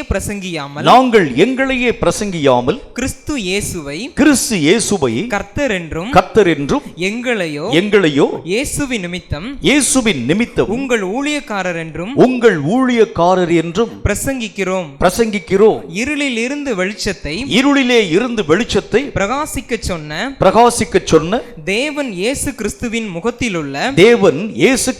முகத்திலே உள்ள தமது மகிமையின் அறிவாகிய ஒளியை தோன்ற பண்ணும் பொருட்டாக எங்கள் இருதயங்களிலே அவர் பிரகாசித்தார். இரண்டாவது காரியம், நம்முடைய கண்களிலே ஒரு தெளிவான ஒரு பார்வை. அவிசுவாசிகளுக்கு சுவிசேஷத்தின் காரியங்கள் தெரியல. காரணம், அவர்களுடைய மனக்கண்களை சாத்தான் குருட்டாட்டம் பிடிக்க பண்ணிவிட்டான். ஆனால் கிறிஸ்துவோ தம்முடைய மகிமையின் பிரகாசமான வெளிச்சத்தினாலே தம்முடைய அறிவின் வெளிச்சத்தை எங்கள் வாழ்க்கையிலே பிரகாசிக்க செய்ய ஆரம்பித்தார். ஒரு மனுஷனுடைய வாழ்க்கையிலே வர வேண்டிய 2வது ஆயத்தம் என்ன அப்படின்னா, கர்த்தராகிய தேவனுடைய காரியங்களை பற்றியதான தெளிவான ஒரு புரிந்து கொள்ளக்கூடிய ஒரு அனுபவம். எனக்கே அந்த காரியங்களை பற்றி சற்று இடரல் இருக்கிறது உண்டானால் என்னால் கர்த்தராகிய தேவனுக்கென்று வைராக்கியமாய் நிற்க முடியாது. கர்த்தருடைய வார்த்தைகளை பற்றியதான சில இடரல் என்னுடைய வாழ்க்கையை வருகிறது என்று வைத்துக் கொள்ளுங்கள். என்னால் சில காரியத்தை புரிஞ்சுக்கிற முடியல, இந்த வார்த்தையினுடைய விளக்கத்தை என்னால் புரிஞ்சுக்கிற முடியல. கர்த்தர் இதை பற்றி என்ன பேசியிருக்கிறார், கர்த்தர் இதை பற்றி என்ன சொல்லியிருக்கிறார், இந்த காரியத்தின் மூலம் எதை என்னோடு கூட பேசும்படி வலியுறுத்தியிருக்கிறார், இதை நான் புரியாதிருக்கிறது உண்டானால் நான் கிறிஸ்துவுக்கென்று வைராக்கியமாய் நிற்க முடியாது. இந்த அவிசுவாசிகளுக்கு ஒன்றும் புரியாததுனால தான் அவர்கள் கர்த்தரை விட்டு, ஆண்டவராகிய தேவனை விட்டு வழிவிலகி கடந்து போறாங்க. ஆனால் ரட்சிக்கப்பட்டிருக்கக்கூடிய உங்களுக்கும் எனக்கும் மனதிலே வரக்கூடிய பிரகாசத்தின் அறிவின் வெளிச்சத்தினாலே எல்லா காரியங்களையும் தெளிவாய் புரிந்து கொள்ளக்கூடிய நிலைகளை கர்த்தர் நமக்கு தந்திருக்கிறார். இன்றைக்கு நான் மரணத்தின் ஊடாக கடந்து போனால் என் வாழ்க்கையினுடைய அடுத்த படிமானம் எங்கே இருக்கும் எனக்கு தெரியும். அடுத்த நிலையிலே நான் எங்கே போய் நிற்பேன் எனக்கு தெரியும். என்னை ஆண்டவராக தேவன் எந்த ஸ்தானத்திலே போய் நிறுத்துவார் எனக்கு தெரியும். ஆண்டவராக தேவனுக்கு முன்பதாக எந்த இடத்திலே ஆண்டவர் என்னை கொண்டு போய் நிறுத்தி எல்லாருக்கும் முன்பதாக எப்படி ஆண்டவராக தேவன் என்னை அறிமுகப்படுத்துவார் எனக்கு தெரியும். ஒரு ஆவிக்குரிய மனுஷனுடைய வாழ்க்கையில் இதுதான் மிகவும் பிரதானம் நிறைந்த ஒரு வாழ்க்கை. தன்னுடைய நிலைகளை தான் உணரக்கூடிய ஒரு தன்மை, என்னை பற்றிதான எல்லா விதமான நிலைகளை உணரக்கூடிய ஒரு தன்மை. ஆண்டவராக தேவனுக்குன்னு இத்தனை பாடுபடுகிறாயேப்பா, இத்தனை கஷ்டங்களின் ஊடாக கடந்து போகிறாய். இதை விளக்குற ஒரு சம்பவத்தை சொல்றேன் பாருங்களேன். ஆண்டவராக இயேசு கிறிஸ்துவினுடைய ஊழியக்காரனாக காணப்படக்கூடிய சாது சுந்தர் சிங், ஒருவேளை இந்த சம்பவத்தை சொல்லியிருக்கலாம், திரும்ப நான் உங்களுக்கு சொல்ல ஆசைப்படுகின்றேன். சாது சுந்தர் சிங் ஒரு முறை ஆண்டவரை நோக்கி ஜெபிக்கக்கூடிய நேரத்தில் ஒரு மனிதன் அவரை நோக்கி கடந்து வந்து, தம்பி நீ இப்போ என்ன செஞ்சுட்டு இருக்கன்னு கேட்குறாரு. உடனே அவர் சொல்லுகின்றார், தேசம் முழுவதும் ரட்சிக்கப்படும்படியாக கர்த்தரை நோக்கி நான் ஊக்கமான மனதோடு நான் ஜெபித்து கொண்டிருக்கிறேன். நீ யாரை நோக்கி ஜெபித்து கொண்டிருக்கிறாய் என்று சொல்லி அவர் கேட்கின்றார். நான் ஆண்டவராக இயேசுவை நோக்கி நான் ஜெபித்து கொண்டிருக்கிறேன். உடனே அந்த மனுஷன் சொல்றான், நீ ஆராதிக்கக்கூடிய உன்னுடைய ஆண்டவராக தேவன், நீ சொல்லுகிறாயே மகா பெரிய பரம்பொருள் என்றும் பரமபிதா என்றும் வல்லமையிலே நிறைந்த ஒரு தேவன் என்றும் சொல்லக்கூடிய இயேசு கிறிஸ்து எங்கே இருக்கிறார் உனக்கு தெரியுமா என்று சொல்லி தன்னுடைய கரங்களை அந்த மனிதன் நீட்டி காண்பித்தார். அவனுடைய கரங்களின் மேல் இயேசு நிற்கிறதை இந்த சாதுனுடைய கண்கள் பார்த்தது. உடனே இயேசுவை தன்னுடைய கையில் வைத்திருக்கக்கூடிய அந்த மனுஷன் சொன்னா, நீ ஆராதிக்கக்கூடிய தேவன் பலவீனமான தேவன், என் கைக்குள்ள அடங்கின ஒரு கடவுள் தானப்பா. நீ நினைக்கிறது மாதிரி அவர் பரலோகத்தில் இருக்கக்கூடிய ஒரு கடவுள் எல்லாம் கிடையாது. அவர் இருக்கக்கூடிய இடம் நரக உலகம். நரகத்தில் அதில் பாதாளத்தில் இயேசு கிறிஸ்து வாழக்கூடிய இந்த இயேசுவை நோக்கி நீ ஜெபிக்கிறது உண்டானால் நீயும் நரக உலகத்திற்குள்ளாக கடந்து போய் விடுவாய். ஆகவே இவரை விட்டுவிட்டு நான் காண்பிக்கக்கூடிய கடவுளை நோக்கி நீ கடந்து வர வேண்டும். உடனே சாது தெளிவான வார்த்தையிலே அந்த மனிதனோடு கூட பேசினார். நான் இயேசுவை ஏற்றுக்கொள்ளாது இருக்கக்கூடிய காலத்தில், எந்த கடவுளும் என்னை ரட்சிக்காது இருக்கக்கூடிய காலத்திலே இயேசு என்னை தேடி இந்த உலகத்திலே வர ஆரம்பித்தார். நான் பாவ வழியிலே சிக்குண்டு போயிருக்கக்கூடிய நேரத்திலே என்னை தேடி இயேசு கிறிஸ்து கடந்து வந்து என்னை ரட்சிக்க துவங்க ஆரம்பித்தார். நான் அவரை தேடாதிருக்கக்கூடிய காலத்தில் என்னை ரட்சிக்க வந்த இயேசுவை நான் விட்டு விலகுகிறது எப்படி? ஒருவேளை நீ சொல்கிறதை போல இந்த இயேசு கிறிஸ்து நரக உலகத்திலே காணப்பட ஆரம்பித்தாலும் அவர் இருக்கக்கூடிய இடம்தான் பரலோகம், சொர்க்கம் என்கிறதை நான் அறிந்திருக்கிறேன். பின்னாக போ சாத்தானே என்று சொன்னார். உடனே இந்த வார்த்தையை கேட்ட மாத்திரத்தில் அந்த மனிதன் ஒரே ஓட்டமாய் விலகி ஓடியே போக ஆரம்பிச்சிட்டான். உன் இயேசுவை பற்றி, உன்னை பற்றி நீயும் நானும் சரிவர புரிந்து கொள்ளாது இருக்கக்கூடிய வரைக்கும் ஆண்டவருடைய காரியங்களை விவரிக்க உன்னாலும் என்னாலும் ஆகிறது இல்லை. கர்த்தர் அற்புதங்களை செய்வார், அதிசயங்களை செய்வார். இந்த இடத்துல செய்வாரா? கட்டாயம் செய்வார். இந்த காரியங்களிலே கர்த்தர் பெரிய நன்மையான காரியங்களை தருவாரா? தருவார். ஒருவேளை உங்களுடைய கண்களுக்கு முன்பதாக, என்னுடைய கண்களுக்கு முன்பதாக செய்ய முடியாத ஒரு காரியத்தை கொண்டு ஒரு மனுஷன் கொண்டு கொடுத்துட்டார்னா நம்மை அறியாத அவிசுவாசம் சூழ ஆரம்பிச்சிடும். வேதம் சொல்லக்கூடிய நல்ல ஒரு வார்த்தையின்படி உன் தேவனையும் உன்னையும் அறியக்கூடிய அறிவாகிய மகிமையின் வெளிச்சம் உன் வாழ்க்கையில் வரும்போது தான் எதையும் சாதிக்க உன்னாலும் என்னாலும் ஆகும். இயேசுவுக்கு முன்பதாக எல்லா ஜனங்களும், லூக்கா 11வது அதிகாரத்தில் எல்லா ஜனங்களும் நின்றுட்டு இருக்கிறாங்க. ஆண்டவராக இயேசு கிறிஸ்து அந்த மரணித்து போன லாசருவினுடைய கல்லறைக்கு முன்பதாக போய் நின்று கொண்டிருக்கிறார். எல்லா ஜனங்களும் பேசுறாங்க, இந்த மனிதனை அவ்வளவாய் நேசித்தார இயேசு, இந்த மனிதன் மேல் அவ்வளவாய் பாசம் கொள்ள ஆரம்பித்தாரே இந்த இயேசு, இவன் சாகாதிருக்கும்படிக்கான காரியங்களை செய்யக்கூடாதா? இவரை நேசித்த இந்த மனிதனை நேசித்த இந்த மனிதனுக்கு ஏதாவது ஒரு நன்மையான காரியங்களை இயேசு செய்யக்கூடாது? எல்லா ஜனங்களும் கேட்டாங்க. பக்கத்தில் இருந்தால் கூட இவனை ஆண்டவராக தேவன் மெய்யாகவே சாக விடாமல் காத்திருப்பாரே, 4 நாட்கள் ஆக்கப்பட்ட பிறகு வந்திருக்கிறாரே, என்ன நடக்கப் போகிறது? எல்லா ஜனங்களையும் பார்த்து இயேசு சொல்லுகின்றார், நான் இந்த மனிதனை உயிரோடு கூட எழுப்ப போகிறேன், உயிர்த்தெழுதலும் ஜீவனும் நானாகவே இருக்கிறேன். இயேசு பேசிவிட்டு லாசருவை பார்த்து அங்கே இருக்கக்கூடிய அந்த அடித்திருக்கக்கூடிய கல்லறையை பார்த்து சொல்லுகின்றார், லாசருவை எழுந்து வா என்கின்ற ஒரு வார்த்தையை பற்றி பேசுகின்றார். இந்த வார்த்தையை பேசுகிறதற்கு முன்பதாக இயேசுனுடைய கண்கள் அக்கம் பக்கத்திலும் பார்க்கக்கூடிய சூழ்நிலைகள் வந்திருக்க முடியும். எல்லா ஜனங்களும் இவர் என்ன செய்ய போகிறார், இவர் செய்யக்கூடிய காரியத்தில் என்ன குற்றம் பிடிக்கலாம் என்று சொல்லி பார்த்திருக்கக்கூடிய ஒரு நிலை. ஒருவேளை இயேசு பேசின இந்த வார்த்தையிலே ஏதாகிலும் ஒரு குற்றம் வந்து ஆண்டவராகிய தேவன் லாசருவை உயிரோடு கூட எழுப்பீராது இருக்கிறது உண்டானால் என்ன நடந்திருக்குன்னு யோசிச்சு பாருங்க. இயேசுனுடைய வார்த்தையினுடைய காரியத்தின் அடிப்படையில் லாசரு எழுந்து வராமல் அப்படியே இருந்திருக்கிறார் என்று வைத்துக்கொள்ள என்ன நடந்திருக்கும்? எல்லா ஜனங்களும் இயேசுவை கள்ள போதகரிடம் தீர்க்கதரிசியும் பேசியிருப்பாங்க. இயேசுனுடைய போதகத்தை யாருமே ஏற்றிருக்க மாட்டாங்க. என்றாலும் கூட இயேசுவுக்கு அந்த மன தைரியமும் வைராக்கியமும் வந்ததற்கு காரணம் என்ன தெரியுமா? தன் தேவனாகிய கர்த்தரை முழுக்க இயேசு அறிய துவங்க ஆரம்பித்திருந்தார். அவர் பேசக்கூடிய எல்லா வார்த்தையும் தன் பிதாவாகிய தேவன் கேட்கிறார் என்கிறதை தெளிவாய் இயேசு கிறிஸ்து அறிய ஆரம்பிச்சதுனால தைரியமா யாருடைய முகத்தையும் அவருடைய கண்கள் பாராமல் தன் பிதாவாகிய தேவனுடைய முகத்தை கண்டு மரித்த லாசருவை இயேசு உயிரோடு கூட எழும்ப துவங்க ஆரம்பித்தார். அப்போ வேதத்தில் என்ன ஒரு காரியத்தை பார்க்குறோம்? சூழ்நிலைகளை நீங்கள் பார்க்கிறது உண்டானால் உங்களாலும் என்னாலும் ஜெயம் பெற முடியாது. மக்களை பார்க்கிறது உண்டானால் உங்களாலும் என்னாலும் ஜெயம் பெற முடியாது. ஆண்டவராக தேவனுடைய வல்லமைகளை நீங்களும் நானும் புரிந்து கொள்ள ஆரம்பித்தால் மட்டும்தான். இதுதான் ஊழியக்காரனுடைய 2வது தகுதி. நல்ல ஒரு ஊழியத்தை செய்யும்படிக்காக, கிராம பகுதியிலே ஊழியத்தை செய்யும்படிக்காக கர்த்தருடைய ஊழியக்காரர் ஒருவர் கடந்து போனார். அந்த கிராமத்திலேயே மிகப்பெரிய ரவுடிசம் பண்ணக்கூடிய ஒரு மனிதன் ஒருவர். அந்த கிராமத்தையே அடக்கி ஆண்டு எல்லா கடைகளையும் போய் அதாவது காசை வசூல் பண்ணக்கூடிய ஒரு மனுஷன், ஒரு தாதா மாதிரின்னு வச்சுக்கோங்களேன். அந்த மாதிரி பெரிய காரியங்களை செய்யக்கூடிய ஒரு மனுஷன்.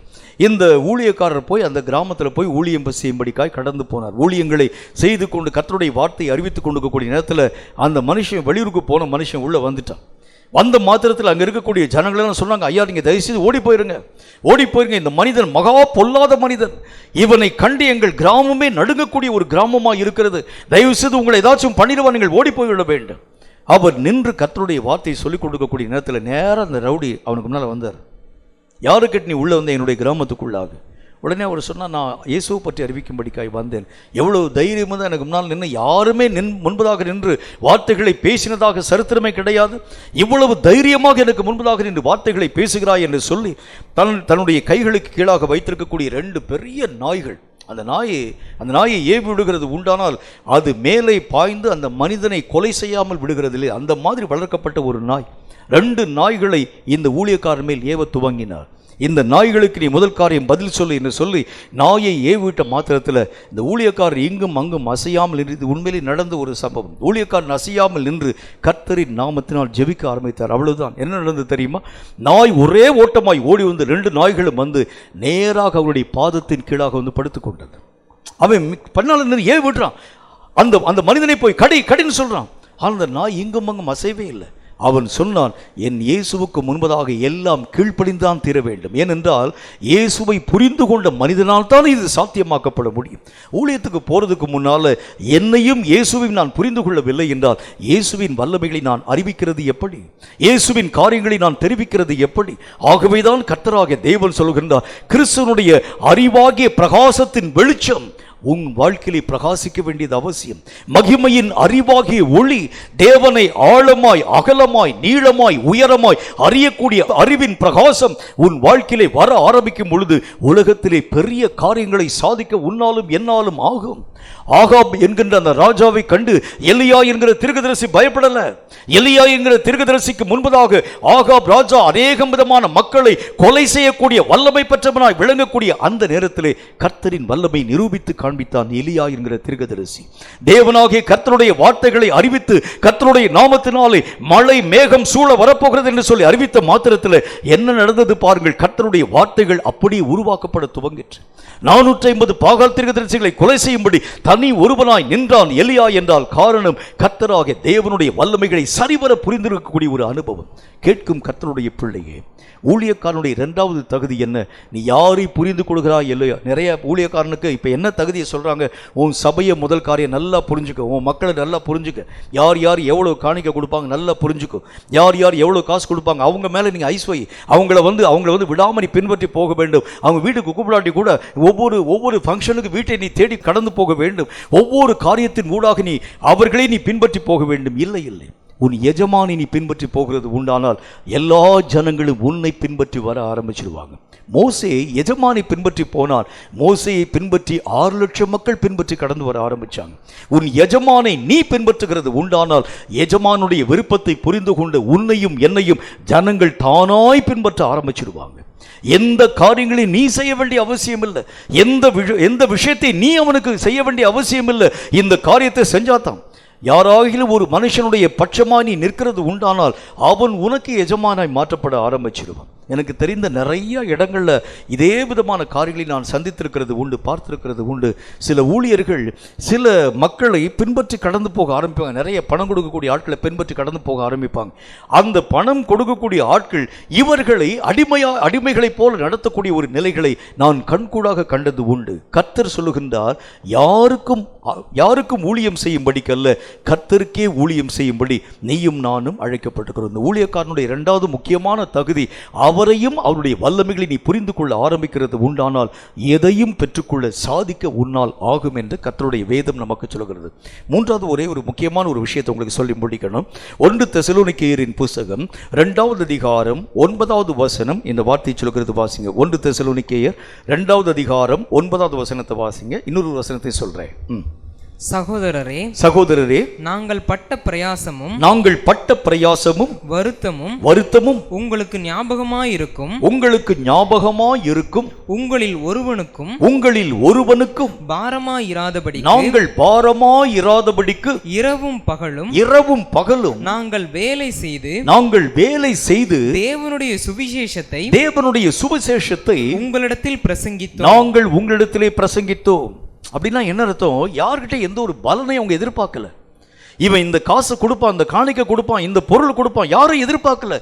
எங்கள் கைகளினால் நாங்கள் பிரயாசப்பட்டு ஊழியங்களை நாங்கள் செய்ய ஆரம்பித்தோம். யாரையும் நம்பி அல்ல, யாரையும் ஒரு காரியத்தை செய்யக்கூடிய ஒரு மக்களாய் அல்ல. நிறைய இன்னைக்கு இருக்கக்கூடிய ஊழியர்கள் எல்லாரும் யாரை நம்பி ஊழியம் செய்கிறார்கள்? நல்ல நீங்களா கொஞ்சம் யோசிச்சு பாருங்க. யாரை நம்பி ஊழியம் செய்கிறாங்க? கொடுக்கக்கூடிய விசுவாசிகளை நம்பி ஊழியம் பார்க்குறாங்க. இந்த விசுவாசிகள் இந்த காரியத்தை கொடுக்க வேண்டும், இந்த ஊழியக்காரர்கள் இந்த காரியத்தை செய்யணும், இந்த மக்கள் இந்த காரியத்தை. 2 நாளைக்கு முன்னால் எனக்கு ஒரு SMS வந்திருந்தது. அந்த ஒரு ஊழியக்காரர் எனக்கு தன்னுடைய சபையினுடைய படங்கள் யாவற்றையும் அனுப்பி அதாவது வாட்ஸ்அப்பில் அந்த சபையினுடைய கட்டுமான பணிகள் யாவற்றையும் அனுப்பி அவர் என்னோடு கூட ஒரு வார்த்தையை விதமாய் எழுதியிருந்தார். அவர் என்ன எழுதியிருந்தார்?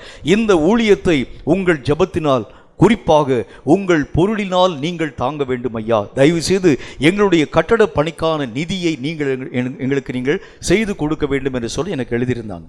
நான் என்ன ஒரு காரியத்தை உங்களுக்கு நான் சொல்ல போகிறேன் என்றால், நீயும் நானும் ஊழியம் செய்கிறது கர்த்தராகிய தேவனுக்கென்று. அவர் உனக்கு கொடுத்தா நீ செய்ய, இல்லாட்டி பேசாமல் இரு. எதுக்கு நீயா போய் இழுத்து போட்டு கட்ட ஆரம்பிக்கிற? எதுக்கு நீயா போய் காரியங்களை செயல்படுத்த ஆரம்பிக்கின்றா?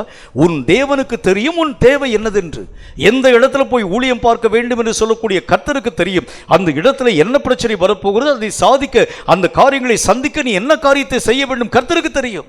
ஒரு விஷயத்துக்குள்ள உன்னை அனுப்பக்கூடிய கர்த்தராகிய தேவன் அந்த விஷயங்களை புரிந்து கொள்ளாமலா உன்னையும் என்னையும் கொண்டு போய் நிறுத்துவார். நிறைய பேர் இந்த நாட்களில் யோசிக்கக்கூடிய முக்கியமான ஒரு காரியம் என்ன?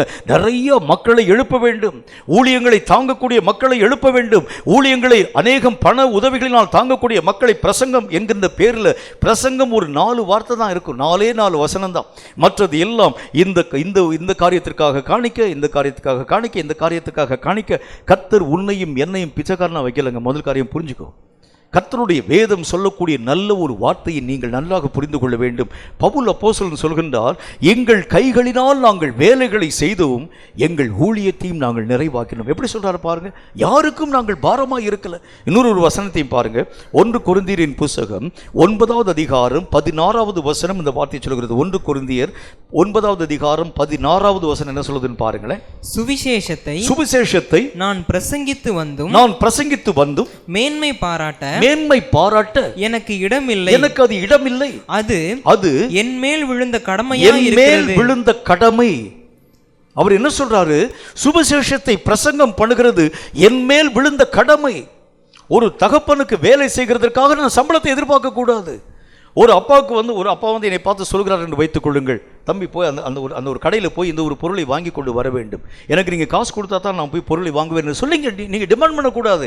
ஏனென்றால் தகப்பனுக்கு செய்ய வேண்டியது கடமை. அதே போல ஊழியம் என்கிறது கர்த்தராகிய தேவனுடைய காரியங்களுக்கு செய்ய வேண்டிய கடமை. அது நீயும் நானும் செய்யணும். பலனை கர்த்தர் பின் நாளிலே உனக்கும் எனக்கும் தருவார்.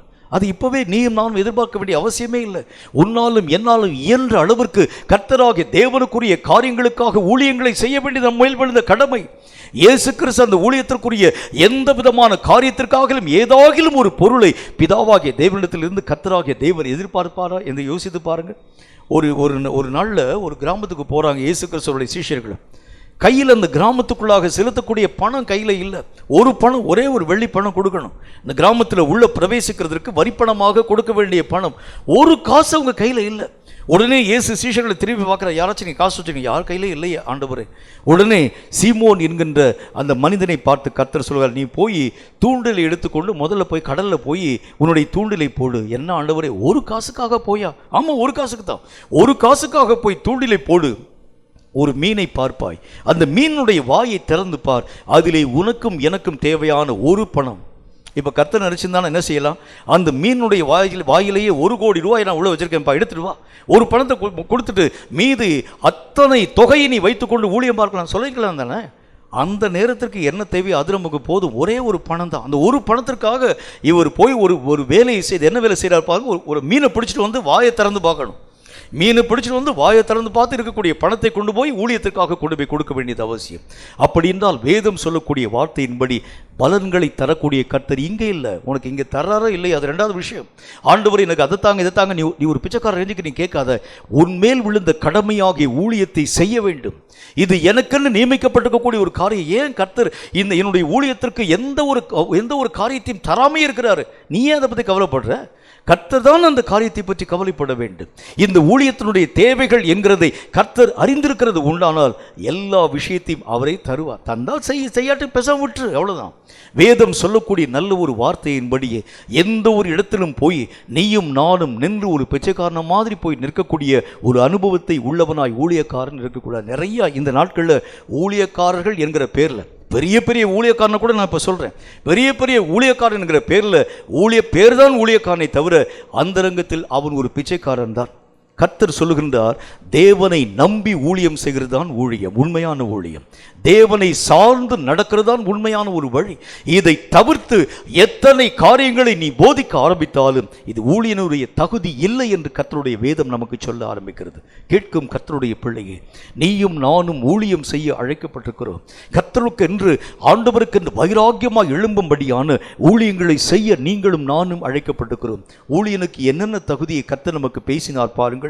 எந்த விஷயமாய் காணப்பட ஆரம்பித்தாலும் பின்னிடாத ஒரு வைராக்கியம் நிறைந்த ஒரு வாழ்க்கை, கண்களிலே தெளிவான ஒரு பார்வை, உன் தேவனையும் உன்னையும் அறியக்கூடிய அறிவு.